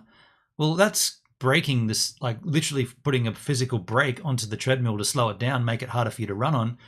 That could be converted into energy. Crypto gym, man, that would get me back in the gym. If you had you Bluetoothed in when you walked in, and whatever the machine you went on was generating your wealth, fuck yes. Remember the old little radios? You could wind them up. They got power, no batteries. Yeah, fully. Yeah. Say, well, we spend X on the product development, and how about we spend half of X on completely user-driven decisions? Right. Of course, there's going to be the pros and cons and kind of economic balances that you need to have within that. So say, well, this is the budget that, this is the amount of money that we have that we can spend on developing the next version of Heatbit. How about our users decide what is it that they want, and we'll be the ones to build it for them. All right, I got one for you, Alex. How about a Heatbit that in the summer the same process is used, but you have a switch that converts heat into cold air? Now, I don't know the technicalities of that. How does one convert heat into cold? Well, evaporative air conditioning, which is what I've got running right now. It takes water-fed AC, takes hot air in the back and pumps cold air out the front. I've literally got one on right now. I'll show it to you. This is what's pumping. I don't know. I'll cut to the rear view. This is what's pumping right here. That's an evaporative AC. It's got water in this tube here. That blue tube is water. Hot air comes in the back. Cold air comes out the front. Works brilliantly. Could there be a way? Could there be a method? That's it. That way you could run a Heatbit all year round. Interesting, because I've gone back and forth on this issue of, I hear a lot of discussion, especially in the crypto space, about like giving users, governance, or giving users the ability to make decisions. And I've gone back and forth a lot on it, and I'm not sold either way. But I think one, argument just to push back and present a case for the opposite side is like, if users had good ideas and were, if users had the answer for you, would they be your users or would they be your competitors? Like, Shit. you know, why would they Good not question, go out and Kevin. build the solution themselves if they have the Well, they got to have the upstart capital, don't they? ideas? And I wonder if DAOs and this like decentralized governance structure where you don't really have to do anything other than be a user to contribute, I wonder if it lowers the bar for ideas, and now there's no barrier for someone to present an idea, which can be a good thing, but it can also be like, can also just flood you with just like bad ideas. So I wonder, how do you think about that distinction? Like, I think that's, just to answer for Alex, that's great, right? More people contributing with more ideas is going to come to some kind of endpoint quicker than less people contributing less ideas. Did you read anything about the new fusion fission test the US Energy Department are about to release? I did not. I don't know about that at all. adding anyone to make decisions for the company, it could introduce a lot of people to the decision-making process that never would have been able to get a seat at the table. And that could be a good thing or a bad thing, but I'd love to hear your take on that. Well, let me just play that back to you. So if, let's say, we went the old school way and we said, hey, how about we have a form on the website with the suggestions on the product? That's when you start getting thousands of emails with thousands of ideas, and very few of them are actually something we didn't think about. And even smaller number of them would be good ideas, right? So, and that's kind of problematic. And on top of that, it's hard for us to really filter and judge all of those ideas, whether, people really want it, or, whether someone's just randomly thought about this or been thinking about this for a year, But if you put this into an open discussion and you put certain constraints on, well, how about, guys, we come up with, let's say, 5 product ideas, because you have to have some limit. And once you have, let's say, 5 product ideas that have been voted for by the broader community, then what we could do is try to define those ideas further and put the price tag on implementing them, price tag in terms of the budget that we as a company would need to spend on it. Right. And essentially, maybe we could do idea 1, or we could do ideas 2, 3, 4, and 5 at the same time. Right. And that we could still put to a vote, which one is better. You see what I mean? Yeah, totally. I see what you're saying. Yeah. I think where I get caught up on some of this stuff is like when the decision-making process is delegated to the community. When I take the stance, I think now that the decision making should be coming from the decision makers, who are the product makers and the people who have decided.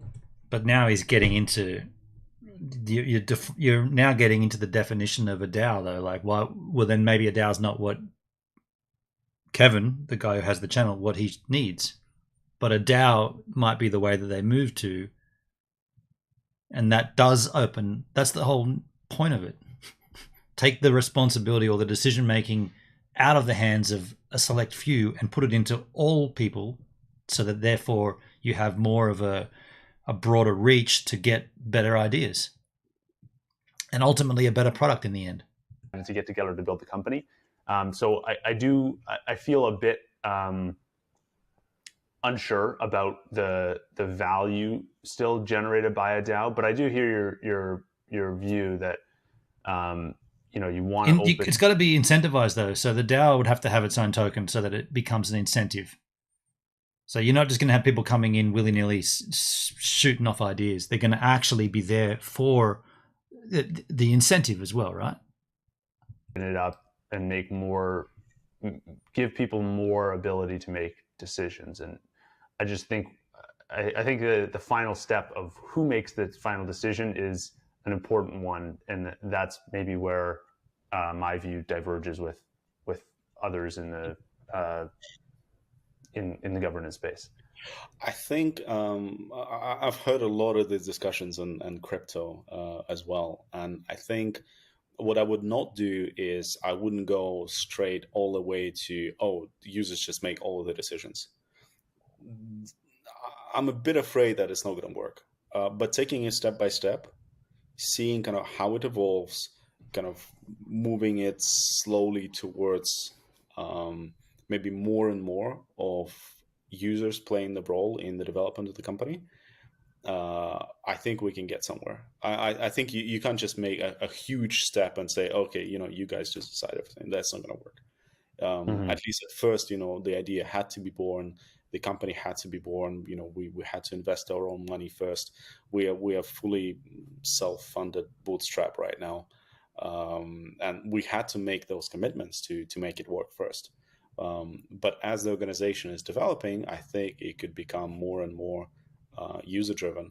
Generally, what you see with companies is they become more and more investor-driven.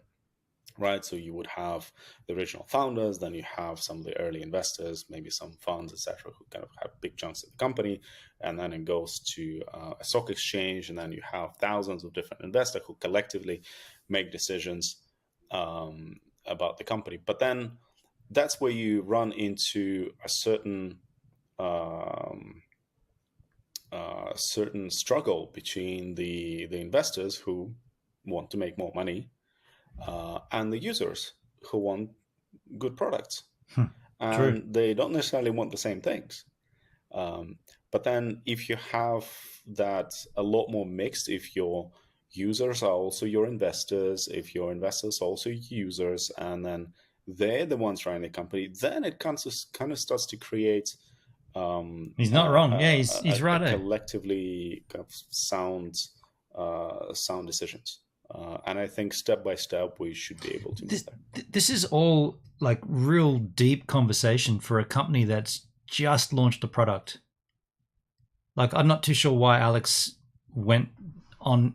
I'm not too sure why Kevin, the guy who owns the channel here, I'm not too sure why he went in this angle. Like, I think the product is so new and the concept is still being refined, I suppose, that to then talk about his company that he's just sort of, 2 years now built, seems pretty early days to be deciding that sort of stuff. Let's get the Heatbit out and get it running and get the vibe good and people are excited and stoked, and then I feel like this is a conversation that should be had down the line, not straight away. Yeah, that's interesting. One final counterpoint here to the idea that, like, the investors for public companies, the investors are, making a lot of these decisions, especially at the smaller scale. I think Google has different classes of stock. They have like a voting class and non-voting class. Huh. And the two classes trade almost identical to each other. Huh. And I think to myself, like, what is the value of voting at Google if both versions of the stock trade at the same price, trade at the identical price? Yeah. Like, one you get governance rights, one you don't. What that shows is that nobody cares about it. And they're both priced the same by the market. It makes me think, like, at least some level, that the governance decisions actually don't matter for a lot of the smaller investors. Maybe this is different if you're a BlackRock or some big fund, but I see. I think you're making a very good point. Though, what I would think is, one, I don't know. I just don't know if there was much of a culture of user-driven decision making for Google. From what I know, here's the product, you use it, right? That's kind of how I use Google products. It's not even, here's Google. Here's a product we really think you're going to love. Where did it go? Oh, no, we didn't make it. You had a launch for it. Oh, yeah. We had a launch. We had a big presentation for it. So where's the product? Oh, no, we just decided not to do it. Huh. Okay. Anyway, join us again in 9 months for another keynote for a product we also won't launch. Go Google.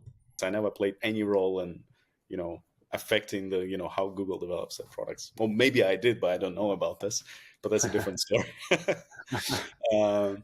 But what I'm talking about, it's not necessarily the value for the user, right? To your point that it trades at pretty much the same price. I think that's the value for the organization. The organization should value this, because this is just a lot. Companies talk about the feedback loops, right? They create a product, they get feedback from the user. Here we're creating just a lot more involved, a lot more intensive feedback loop. You can think of it that way. I see. That makes sense. Okay, I want to wrap this up and jump into a segment I do at the end of every show. It's called the lightning round, and I got a few rapid fire questions for you. I hope you're enjoying the show so far. Just a quick message from our sponsor. Stackwork is a lightning-powered platform for generating high-quality transcripts of all your audio or video content. They combine AI and... If you could only invest in one asset for the next 10 years, and it could not be Bitcoin, Hex. what asset would it be? Hex. Say it. I'd probably buy some gold. Yeah. Yeah, it's old, it's slow, but Oh, he went with seeing how much inflation He went out of we've been crypto. having recently. I think that would be a sound investment. Okay, second question. How many Heatbit devices will you guys sell in 2023? Huh. We think in seasons. So we've got this season, which is 2022 and part of 2023, and then next season. Oh, I see, the winter season. Got it. So, well, this season I really want to sell a few thousand. Nice. Are there any books that have meaningfully changed your view of the world? Atlas Shrugged. Yeah, it's actually my favorite view. It meaningfully changed my view of life and of the world, I guess. It's the book by authors German Kesse, and it's an Indian story called Siddhartha. Oh, okay, interesting. And then final question for you. If you can give a shout out to one person in the Bitcoin ecosystem who is doing great work, who would you like to give a shout out to? BitBoy Crypto. I don't really know. I think this is much more of a collective mind. Gives knows Atlas Shrugged. I do indeed. I've read it a few times. I just see so much drive and people kind of supporting each other. I think I wouldn't shout out to one particular person, to be honest. Ooh. I would just give the applause to the Dodgeball. community in general. That Don't accept that, Kevin. that's being supportive, and He didn't I see answer. from our users as well. All of our users are Bitcoiners, and well, can't say that they're Bitcoiners maybe, but they all have some Bitcoin. Kind of they understand what it is, and I just see just this support that you get. People really trying to help, and that's amazing. Okay, one final follow-up then. What would you like to see more of from the Bitcoin community in 2023? Inclusivity. The discussions on how Bitcoin could be more than just money. I think this is where Bitcoin is lagging a little bit with just being more of the financial infrastructure and not just money. With the smart contracts and all of that. I think this is the direction that we should be taking, and I hope there'll be more and more discussion on that. Makes sense. Awesome. Well, thank you for taking the time to chat today. This has been an awesome discussion. Totally. Where can listeners go to learn more about you and Heatbit? Well, they can go to heatbit.com, our websites. Our Twitter is pretty active. I got to join the Twitter. Bits and pieces from there. Discord? And yeah, I think just these two will be good. No Discord. Awesome. All the best with this season, and hope we can chat again soon. Thank you very much. In the last 30 days, you guys sent in 64,032 sats. That came in from 59 different supporters. Thank you to everyone who's been sending in sats. Last episode, we got a lot of great feedback from, so I'm just going to read off some of the... Okay, we might leave it there, but what I'm going to do, again, I'm going to give you the channel here, Kevin Rook. That's his channel there if you want to go and show him some support. Like I said, that video has been up for 8 days now. It's only had 161 views. It's a very, very insightful look into the Heatbit, and it looks intriguing to me. one thing I'm going to hit before we bump onto another video of someone using one, because we haven't seen that yet. We've seen someone talk about it, and we've seen the owner and the creator discussing it, but we haven't seen someone actually physically using one. I've got a video lined up. I was a little bit taken aback when Alex did say that they look at it as seasons, and now they're in the 2022-2023 season, because that's discounting the rest of the planet. That's only Northern Hemisphere. So does that mean that they're not really looking at the other markets? They're not looking at Australia and the Southern Hemisphere? Let me just have a quick look on the website if you can order, even if I can buy one into Australia. Buy now. We'll take the white. Which one would I like, actually? Yeah, the white one probably. Yeah. Buy now. Okay, so it's going to come up here. I'll where will I put you guys? Go over here and I'll get rid of my camera for a moment. So I'm going to buy one. Check it out. And okay, so it comes up here. Cool, cool, cool. Contact info. Oh no, look, it defaulted to Australia. Look at that. Country, region, Australia. So you can buy into Australia. Okay. Okay, so they're shipping worldwide by the look of it. Japan, New Zealand. Okay. Okay, cool. So that's cool. That's good to know. So, but what I was sort of getting at was that it's a shame that he spoke of seasons which didn't include our season. So that's a bit of a shame. Poker, Gibbs, was Danny Black one of the guys you were arguing with a year or so ago? Yes. I still represent his shirt, still wear his shirt. Actually, it just came up in my t-shirt stack from the bottom of the pile, bottom of 3 piles. It came up to the top, so yeah, I just wear it. I mean, I guess the last time actually, I think I got a couple of these. I think I got 2 of these. Yeah, I got the other one with his guitar held up in the sky. That one.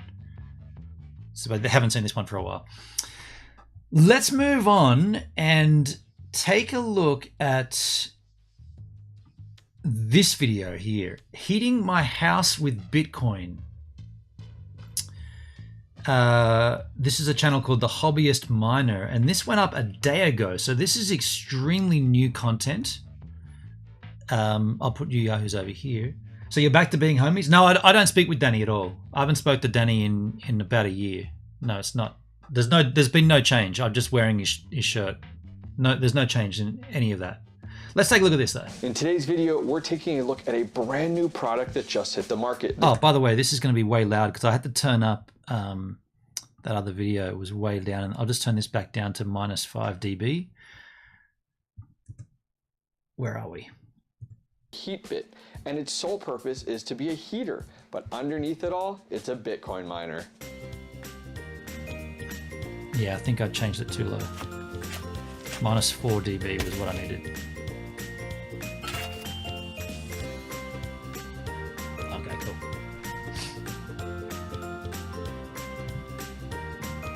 The Hobbyist Miner.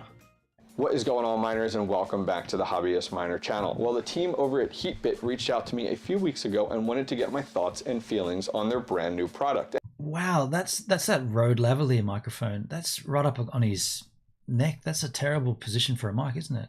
It also sounds a bit hot. Excuse the pun. That mic's a bit hot, buddy.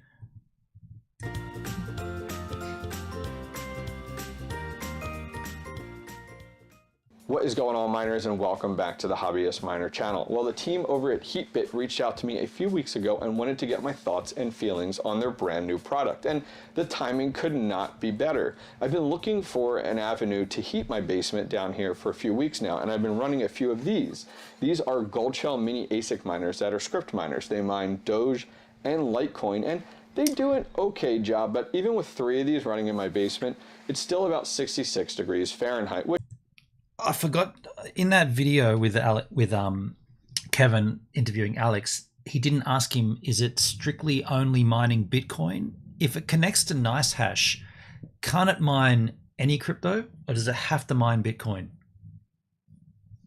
Which isn't terrible, except I have my mother-in-law come and stay with me a few times throughout the month, and it's a little chilly and I've been meaning to get a heater down here, but I'm a home crypto miner. So it's like, you need a heater, I got a miner. The downside is these don't really do the job for me. And I have two L3s, but they're noisy, doing 75 dB or higher, and kind of would feel bad. I don't know about you guys, but I don't know that the wife would let me get by with running one of those in the basement with my mother-in-law trying to sleep. So when Heatbit reached out to me, I was like, perfect. I can mine, create some heat, and heat the basement. So today we're going to unbox the Heatbit, get it set up, and then we're going to do some testing here and there to see how many watts it uses and talk about the hardware inside of it, because it is a BitCoin ASIC, and talk about exactly what it is and its performance. So stay tuned. All right, I got to give props where it is. You're right about the mic. It's a strange thing to do too, to use a lavalier mic like that inside when you're, like, you could easily set up a boom stand and have a mic just out of frame. Yeah, it's a strange choice to put that on. Like, why would, like, that's cool for outdoors when you're 400 feet away from your camera, but you're indoors in like close proximity. Definitely do. The design team behind the packaging, hell yeah. So there is a little pull tab, and you just literally do, it's almost like a zipper, but it's made out of cardboard, and you go all the way around. The entire lid just comes off easily, and this is exactly what you see. Take a look at this, guys. Woo! A+ for presentation. Well done. So right away you have this little... He wants the bass sound from his throat. It's very strange, isn't it? It's right up against, like, I thought it would be better off like just down here somewhere. Connect to power, download the Heatbit app, and press play. Press play, start. A piece of paper with instructions, nice and simple and easy. It says, first step, it wants us to go ahead and plug the unit in. It says turn on the power switch on the back side, LED starts to blink. We download an app, it gives us the QR code, and then we press Heatbit and follow the instructions. So guys, I'm gonna go ahead and get this beast unboxed, and we'll take a look at it physically before we get everything set up. All right guys, so here we have it, the Heatbit. Heck yeah. I got the wood paneled one. I thought this would look nice down here with some of the wood flooring that you guys do see. So there is just a little button in the front here, power button for the front of the unit. You can see right through it at the top. This is your exhaust, and it looks like, looking in here, there is some sound dampening foam at the top part of this, but you can see straight through. So your exhaust, so your heat side, is going to come out the top. Taking a look at the rest of the unit, down below here, this is actually your intake. The intake's going to come in on this side and on the other side there. Outside of that, there's not really much more to this unit. Now here's one thing I looked at. It's quite a suave looking unit. It almost looks like it's topple heavy. Like, is it too top heavy? Is it possible that a kid could lean on it and knock it over? I'm super happy to see this, so kudos to the Heatbit team. The cord that it comes with, I'm glad it's attached to the unit. You can't unplug it and such from that side. This is 14 gauge, so I'm happy to see that. I was concerned that it would be like a cheap 18 gauge cable, which would not be rated for what we're doing. Kudos to those guys. 14 gauge is thicker than 18 gauge? Guys, 14 gauge cable. Nicely done. Now there is a power switch right here to turn it off and on. There's little wheels on the back there to move it. And take a look. That's it. All right, so here is what I've learned. So the Heatbit will give out plenty of heat. It actually will handle about 170 square feet, which will work perfect for my basement here. In addition to that, it's being heated by a BitCoin ASIC miner. More specifically, it has an S9 in there. And if you guys have no clue what the heck an S9 is, some of you may, some of you won't. I don't.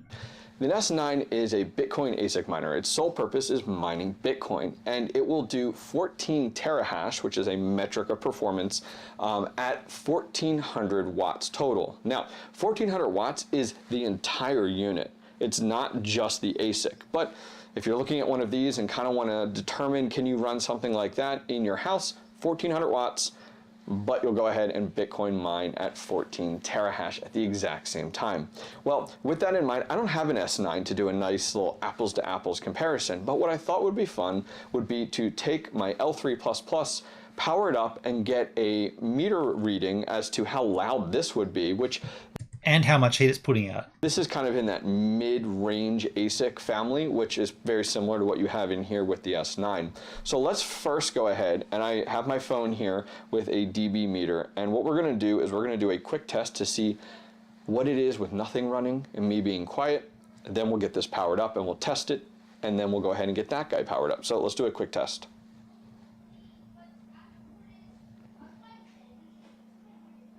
Okay, so ambiently, with nothing else going on down here, we're at about 60 to 61 dB per average after just a few seconds. So let's now go ahead and get this powered up, give it a few minutes, and we'll do a test as to comparing it a little bit with sound. All right, so my L3++ has been up and running for a few minutes now, so let's do a quick test to see how loud it is.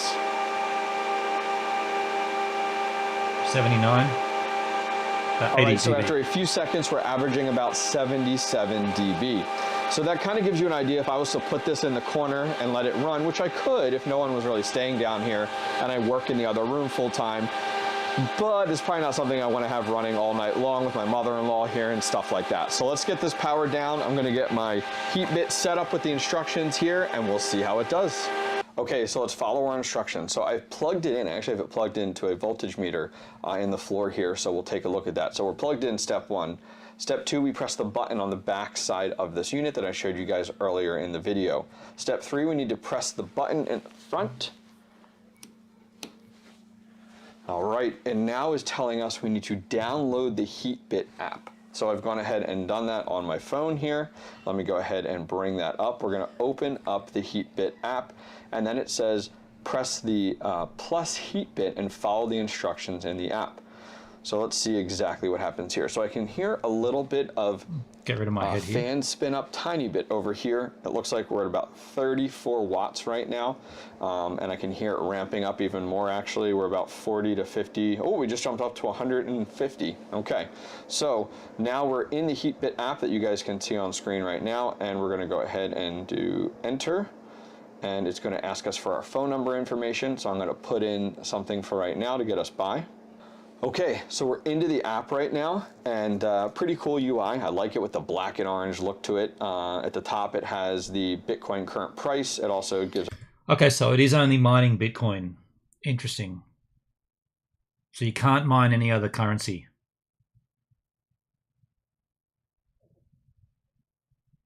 Right, okay. How many Satoshis, that's cool. And then you can show it in Bitcoin or in US dollar. And then we want to hit the plus symbol here for Heatbit.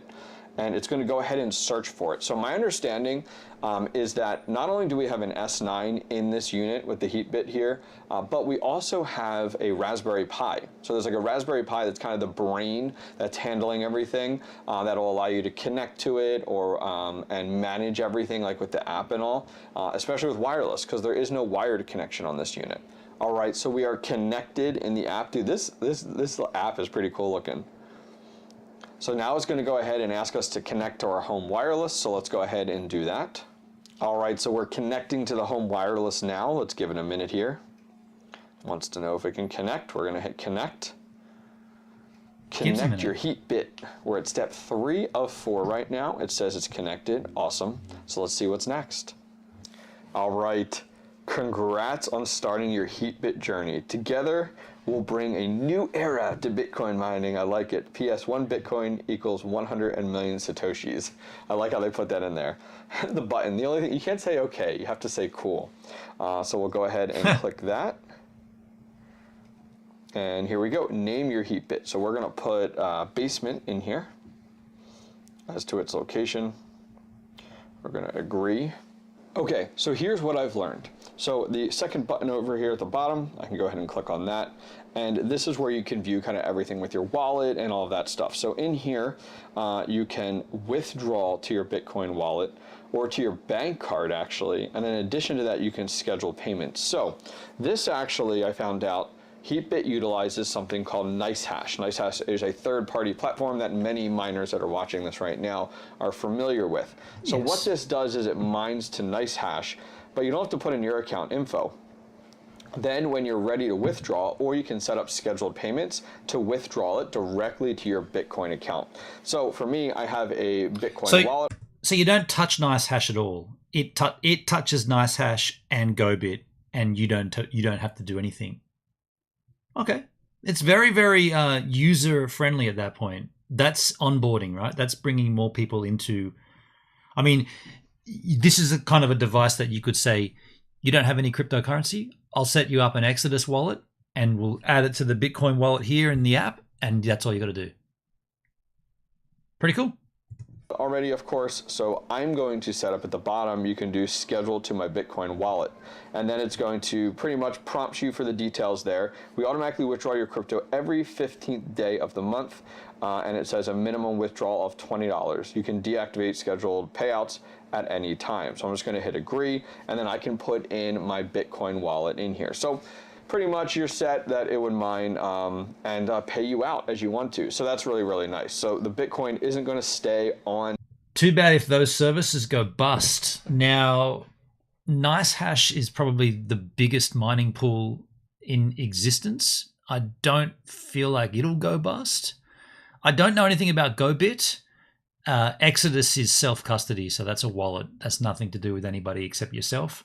If you lose your keys, then you're screwed, but don't lose your keys. But yeah, NiceHash, very industry standard. GoBit I've never heard of. But don't forget, all these things are user upgradable, right? If NiceHash went bust, I'm sure that Heatbit could easily send a firmware update to change NiceHash to unmineable, for instance. Their wallet or the app long, it'll go ahead and pay out on the 15th of every month as long as it's hit that $20. If not, it'll schedule again.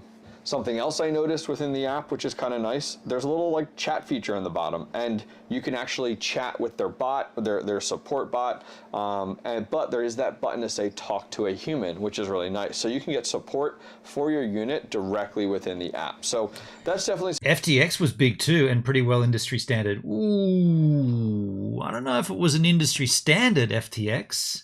I wouldn't say that. Definitely wouldn't say that at all. And by the way, not unmineable. NiceHash is a mining pool. It's not an exchange. You're not trading on there. So that's a trading exchange. Not only crypto. FTX wasn't just crypto, but yeah. So you're looking at two different things. You're looking at an exchange and you're looking at a mining pool here. Isn't Binance also going through? Yeah, apparently. Yeah, true. Something different. You don't see that too often. I'd love to see some more of these turnkey solutions include that.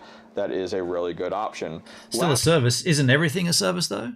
Like your internet service provider could go bust. Your electricity service could go bust. Everything's a service. Last one here, you have a gear and you can go in and you can go to their website, you can email. I get it, H-Man. You're just not into this at all, are you? You're just trying to drag it right down. I get you. Them, report bugs, personal data, stuff like that.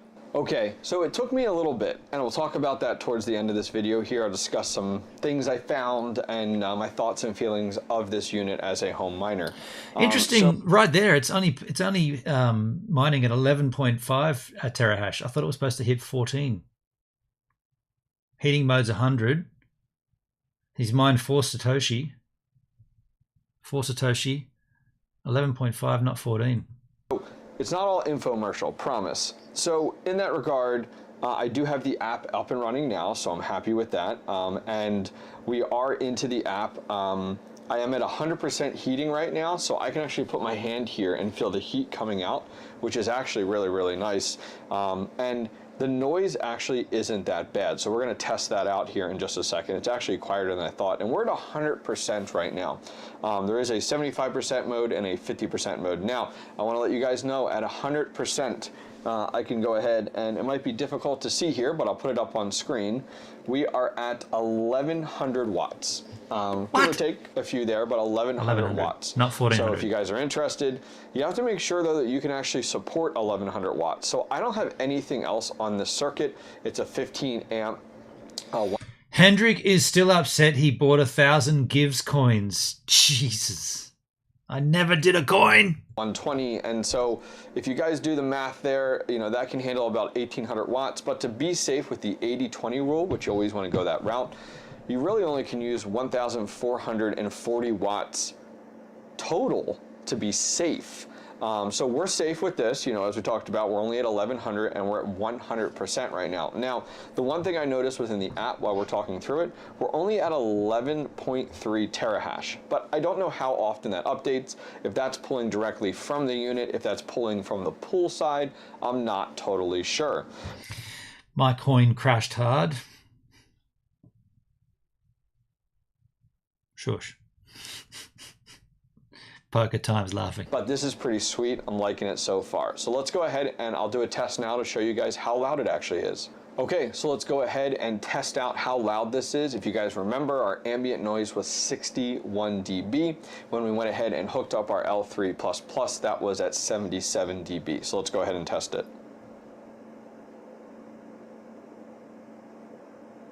Wow, it's lower. Man, look at that. We are at 59 dB. So it actually, like, it's right at that reason of error, you know, within that 1% reason of error. So literally the decibel meter is not even showing any sound difference. It's okay, Hendrik. You can still exchange them for songs on Gibbs music streams on the Cap game, or you could just use Shazam! Here, but I can put my hand to the back end side of this and the front, and I can feel the heat pumping out, which is really, really nice. Now, if I put my hand down here at the bottom, I can actually feel the air getting pulled in at the floor level, which is really, really cool. So this is pretty sweet. So let's get this in place and show you guys exactly where I'm going to run it. All right, guys, so I've gone ahead and put my heat. Jos, I wonder what the electricity cost to Bitcoin ratio is. It's exactly the same as any normal heater in that it only pulls in 1400 watts. So it's the same cost as running a regular heater of its kind. But here in the corner, I've given it a decent amount of distance between the wall, not to have it snug right up against the wall with that heat pumping out the front and the back of the unit. This part of my basement gets the most drafty with the window right up here, so I thought this would be a perfect place to test it.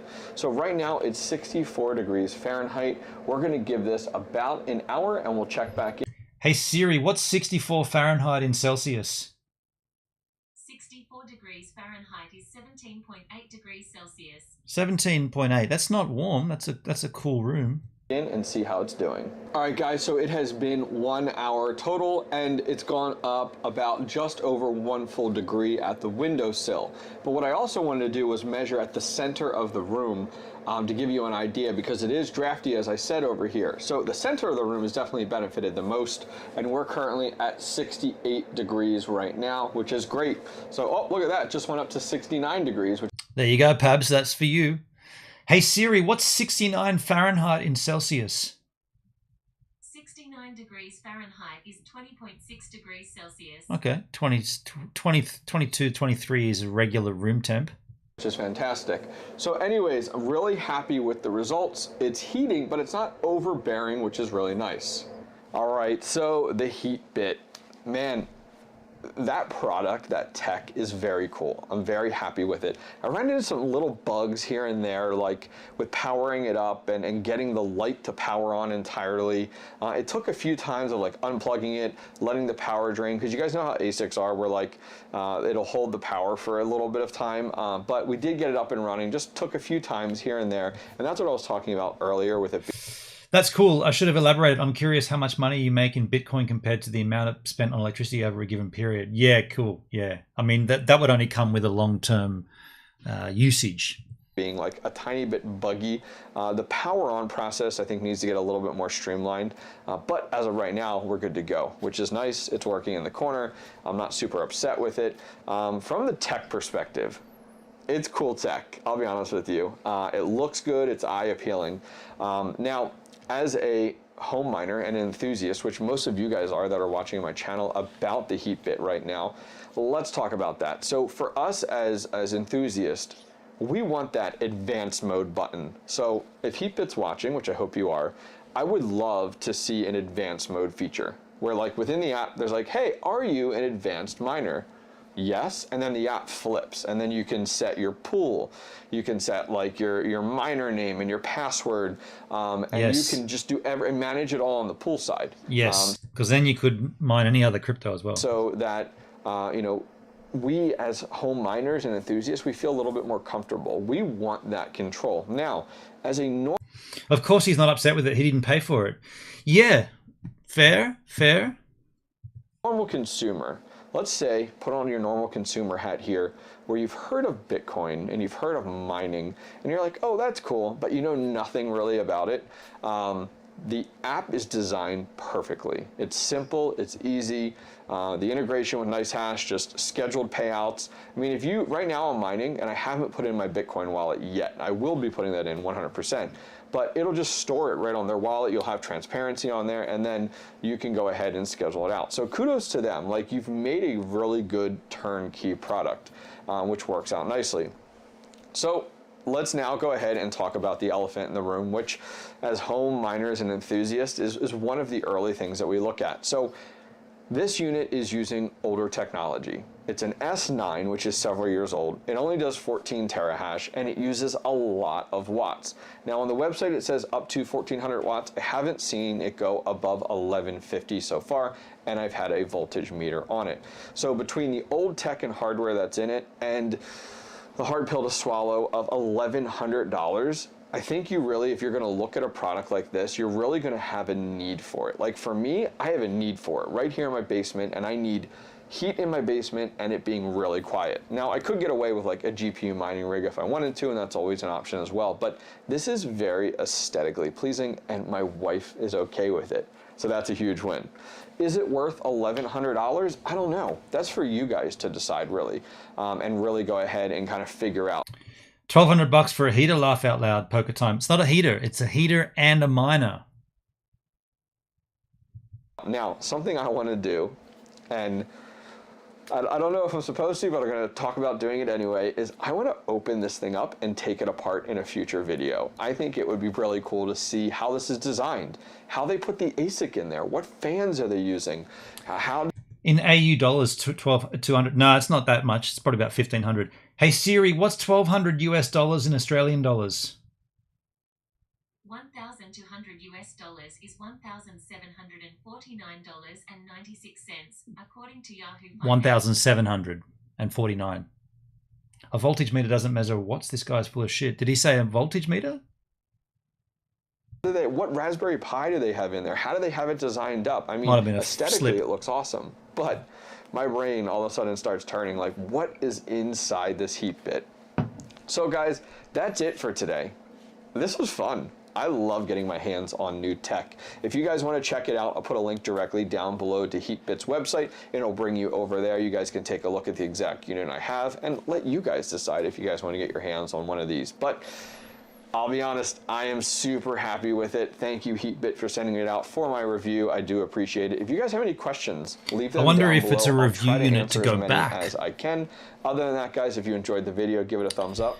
And finally, don't forget to subscribe. Take care. If that's a review unit that's got to go back, you probably shouldn't open it up. Let's see if there's any comments here. Sort by newest first.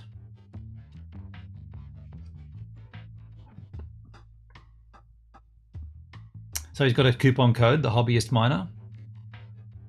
Future video on this, Bitcoin 20K, what is the return on investment? Also, how do you know some of the Bitcoin you're mining is not going elsewhere? Well, they've told us it doesn't. The owner has so little control. How will the heater handle summer hot temperatures? Very expensive. How will the heater handle summer hot temperatures? It's not an air conditioning unit, it's a heater. You won't use it in summer, you idiot. Is this a $1,199 S9 commercial? Am I missing something? That's one expensive S9. Open it, hack it, install HivOS. HivOS.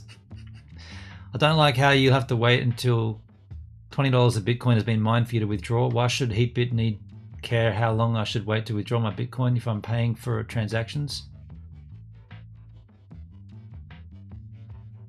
What is the electrical cost in Philly? Is it profitable? Thanks for the review. I love it. Can see myself getting one. Honestly, I like the design of the unit, but I truly don't like the price. Also, can you run two L3 pluses and get equal? Okay. These are cool. I like it. Great video. Heatbit looks nice. I'll be forever grateful to this platform above. Spam. Yeah, okay. So you get the idea. I'll tell you what. Here's the link if you want to go and give the hobbyist miner some love. There's his channel. Hendrik, I was skeptical at first. Now I'm convinced. Stay away from it, Hendrik. You're definitely against it, aren't you? Joe says, I'm a Bitcoin skeptic, but I think it's a cool machine. Everyone likes the idea of passive income, but how does the quote go? If you don't know the product is, you're the product. If you don't know who the product is, you're the product. Well, we have heard from the creator of it that they don't take any of your earnings. They're very clear that you're buying old tech. They're also very clear that you're buying a heater that mines Bitcoin. You're not buying a Bitcoin miner. You're buying a heater that also mines Bitcoin.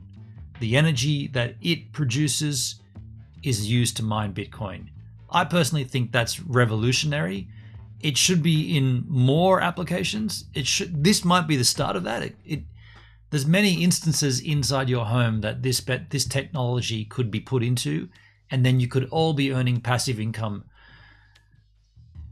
as it goes. We talked about the crypto gym concept. I think that's a rad idea. Try and get one from them gives for a review. I will. I'm going to reach out, and my angle will be that this looks great, but what about Australia down under? The end of your winter is the beginning of our cooler months. Is it possible in Australia to make this thing work, given that it's quite expensive and we don't have such a long winter to use it? So that'll be my angle of approach. And I'm very interested to see how it works. Very interested. In fact, my interest would lie in somehow getting it hooked up to solar so that then you're not using any electricity. I don't have solar panels though, but that's what I was thinking of when I first saw it. Thank you, Benny12C, for bringing this to our attention. And thank you all for being here in the Chisel Chat. We've had a great conversation here. I do appreciate that not everybody's into it. Hendrik, I appreciate your comments. I know it's not for you, and you've made that abundantly clear. But I appreciate everybody else that's had good conversations and thoughts and tidbits amongst ourselves. What I mean, this is Joseph, what I mean is that by mining, you're part of the user base, valuing Bitcoin, which in turn helps out the people with Bitcoin. That being said, I still like the idea of passive income. Okay, so that seems like a bit more of a deeper conversation. Thanks for the chat. Have a good night. Yeah, cheers for being here, folks. I'll see you all tomorrow. Well, maybe not. I don't know. I've got a big day ahead of me tomorrow, but those that know will know, and I'll let you know how it goes on the flip side. See you later, you lovely specimens. Merry Christmas. Cheers. Get that out of there. Get out of there. Go on. Get out of there. Get out of there.